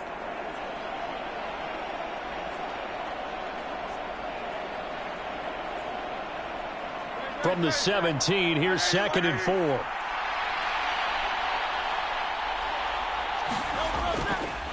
Etienne once more.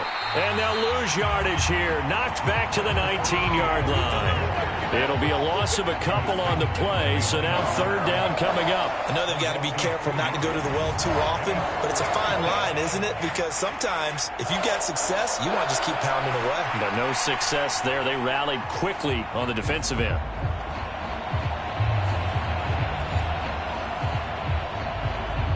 Here's 3rd and 6.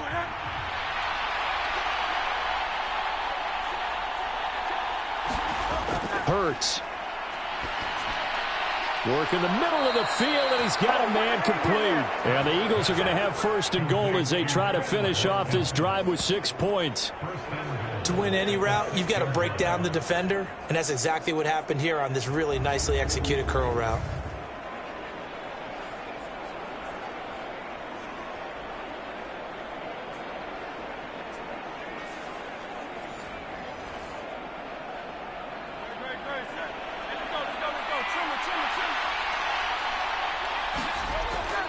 They'll run with Etienne.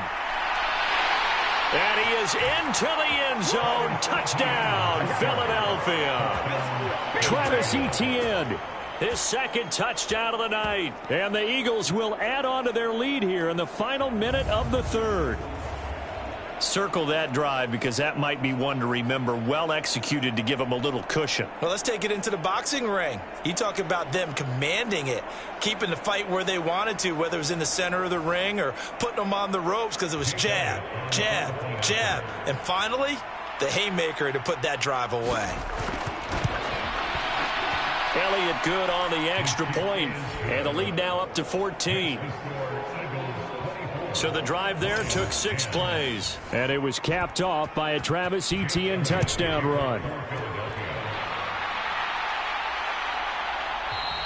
And he'll decide to not bring this one out as their drive will begin at the 25. Detroit's offense ready to take over.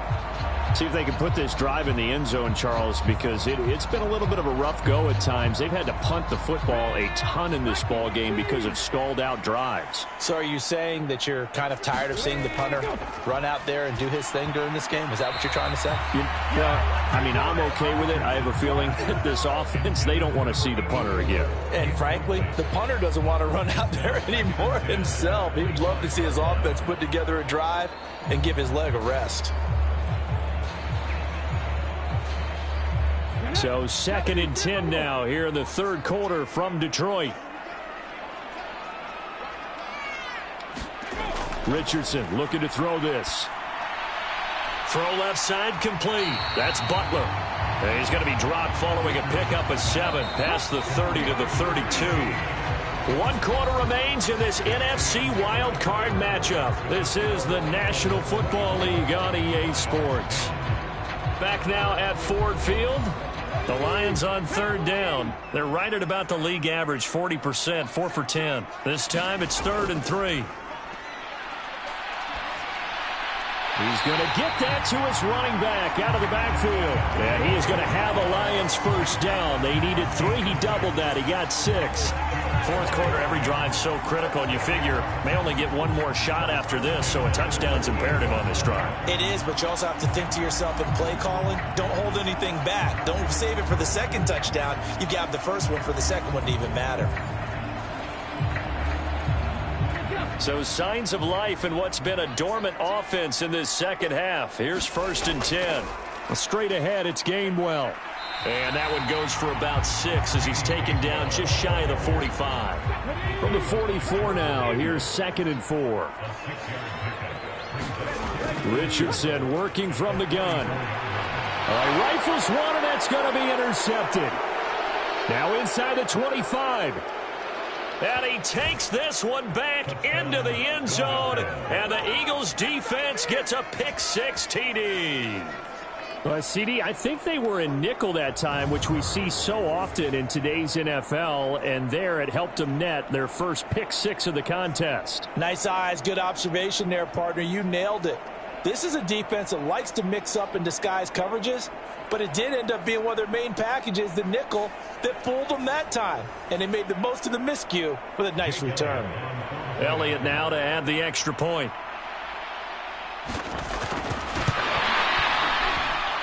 And the lead now to 3 touchdowns at 21 points. A heck of a play there defensively, getting the interception, navigating his way into the end zone for the touchdown. So they throw the pick-6. They'll get another shot at it now as this one's in the air. And he'll elect not to return this one, so they'll bring it out to the 25 on the touchback. The Lions offense set to take over. And that last pick-6 may have been the backbreaker as they now face a 3-score deficit in the fourth quarter. They need points quickly. Richardson to throw again after the pick-6. And a big loss here as he's taken down. Buried by multiple defenders on the drive's first play. Well, at least it wasn't a turnover like the last drive. You'd think they'd make an adjustment and be ready to make up for that turnover. Instead, just another big play for the defense on that snap.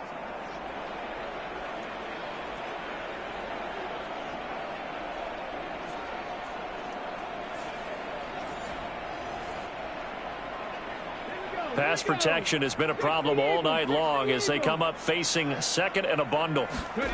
Here's Richardson to throw. Now throw right side here, going to be incomplete. An incomplete pass on that last play, and that means they'll need to come up with something here on third down. Looking to throw. Richardson. And for a third time tonight, he's intercepted. And his crew will take over with a football at the 35-yard line.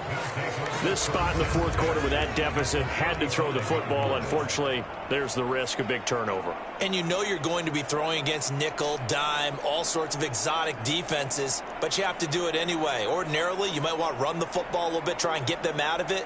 But as you noted, this time of the game, this point on the clock, had to throw it.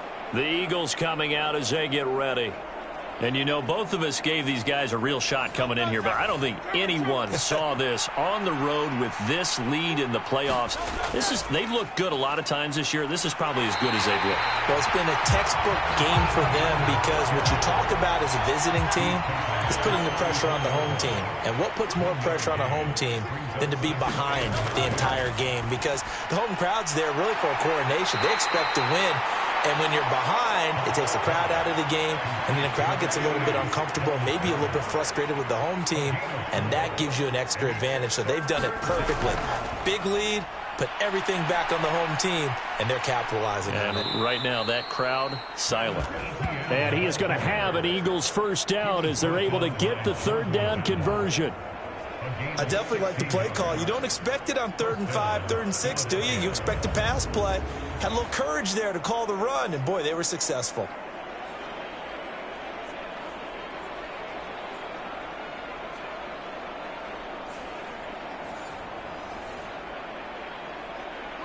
Here's a 1st and 10 at the 14-yard line.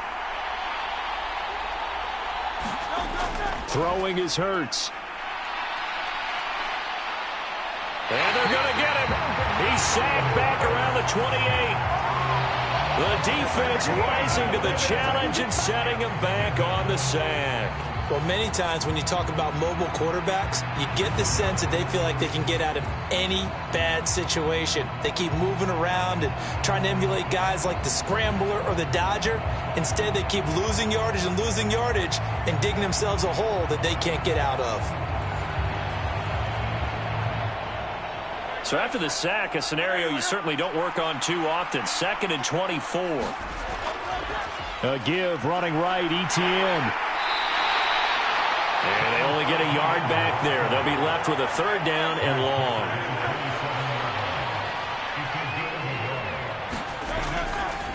They'll run left with Pollard.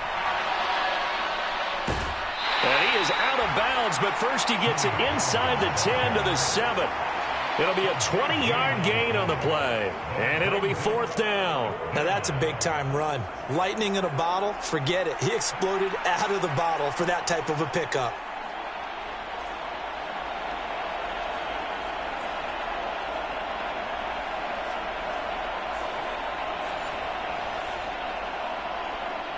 So Hurts is off, and on comes Jake Elliott for the Eagle field goal. From the left hash, a chip shot here. The kick by Elliott is good, and that will extend their lead even further.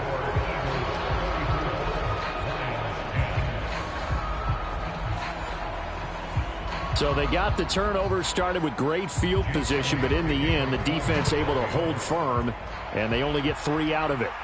And I like what you said right there. That defense able to hold firm, backed up into the shadow of their own end zone. The goalpost right behind them. They had to make sure they didn't give up the 6. And, boy, they came through in a big way. To them, even though they gave up 3, that's a win for their side. And Detroit getting set to go now. Saying their fans here are stunned would be an understatement. Things in this wild card round have not gone according to plan.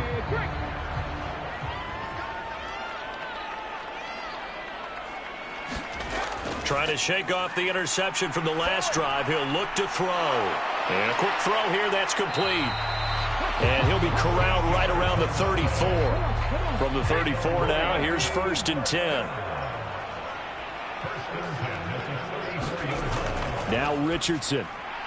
And that's going to be incomplete. Too tough to hold on to that one. It's 2nd down.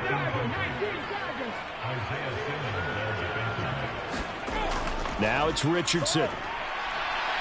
Open man, Butler complete. That helps the completion percentage, but not much else, and now it's 3rd and 10. Right where this set of downs started, they need a full 10 here to pick up the first down and move the chains. On 3rd down, here's Richardson. Caught, left side, Bennett. And he went nowhere. Well, he went backwards, back to the 33.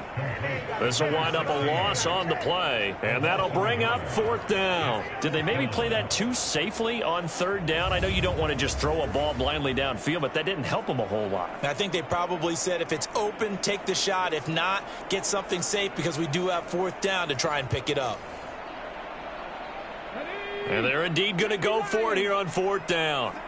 So trailing here in the last quarter, let's see how this plays out. And for the 4th time tonight, it's an interception. Picked off by A.J. Terrell.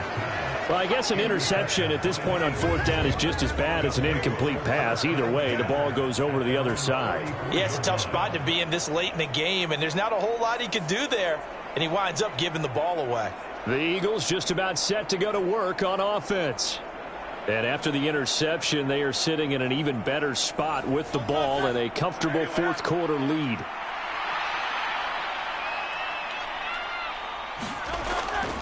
They'll start on the ground. Etienne will get this up to the 47 and brought down there. From the 47 now, they'll work with a 2nd and 7.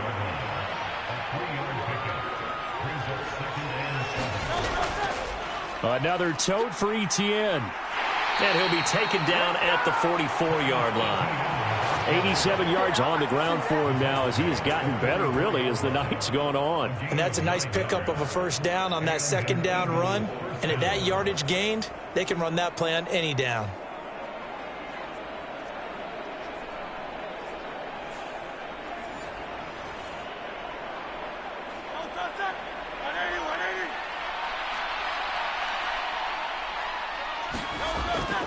On 1st and 10, it's Etienne.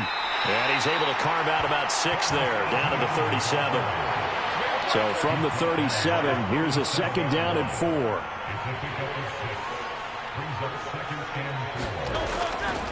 Straight ahead, Etienne. And he's brought down at the 34. Call it a gain of 4. Well, partner, Marvin, our #1 stats guy, just handed me a little card that says he has 97 yards on the ground today. You think he's going to get the ball again? I think so. 3 away from that century mark. Got to have it. Yeah, and I think what they're going to call is one of his favorite runs, whatever he feels comfortable with, and what the offensive line has executed well today to try and get him over 100 yards. It's a 7-yard gain and good enough to move the chains. I have to chuckle to myself a little bit, Brandon, because right now I could be in that huddle with that offensive line. I know exactly what they're saying. If you call a pass play here, we're going to call a timeout. Run the football. We've got control of this thing. Get in behind us and let's go. Their time to shine. All runs on this drive so far. It's 1st and 10.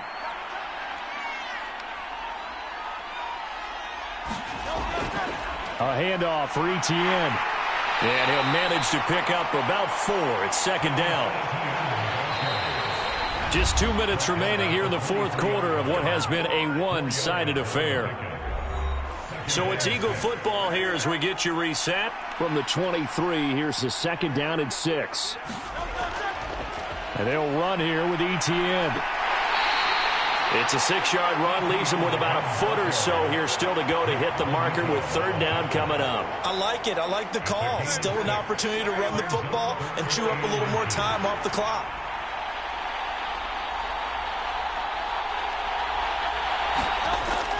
They'll run with Etienne. And he takes it down to the 13 and picks up the 1st. Only 3 there on the pickup, but that's enough to move the chains. Starting to look like this drive, it may be the final nail in the coffin. Well, this is why you work out so hard, right? This is why you spend all that time in the offseason. This is why you have those OTAs and mini camps for these situations, these scenarios, to run someone into the ground and secure a victory.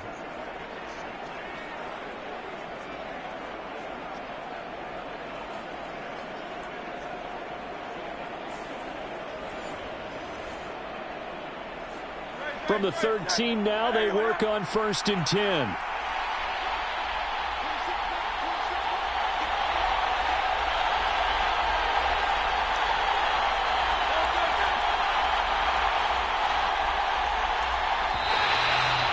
motion comes too late, and this is going to be a delay.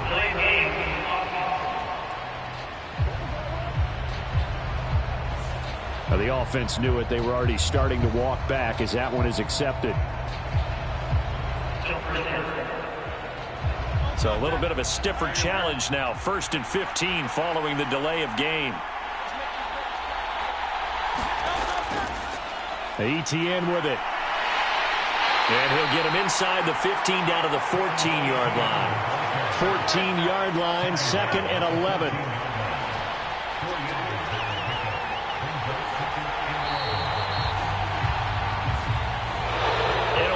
Card win moves them on to the divisional round. Everyone plays all year long for the right to get into the tournament, as they like to call it.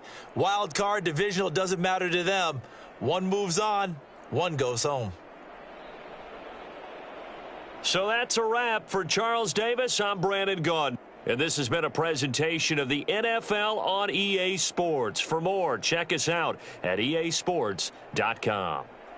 With that, we say good night from Detroit.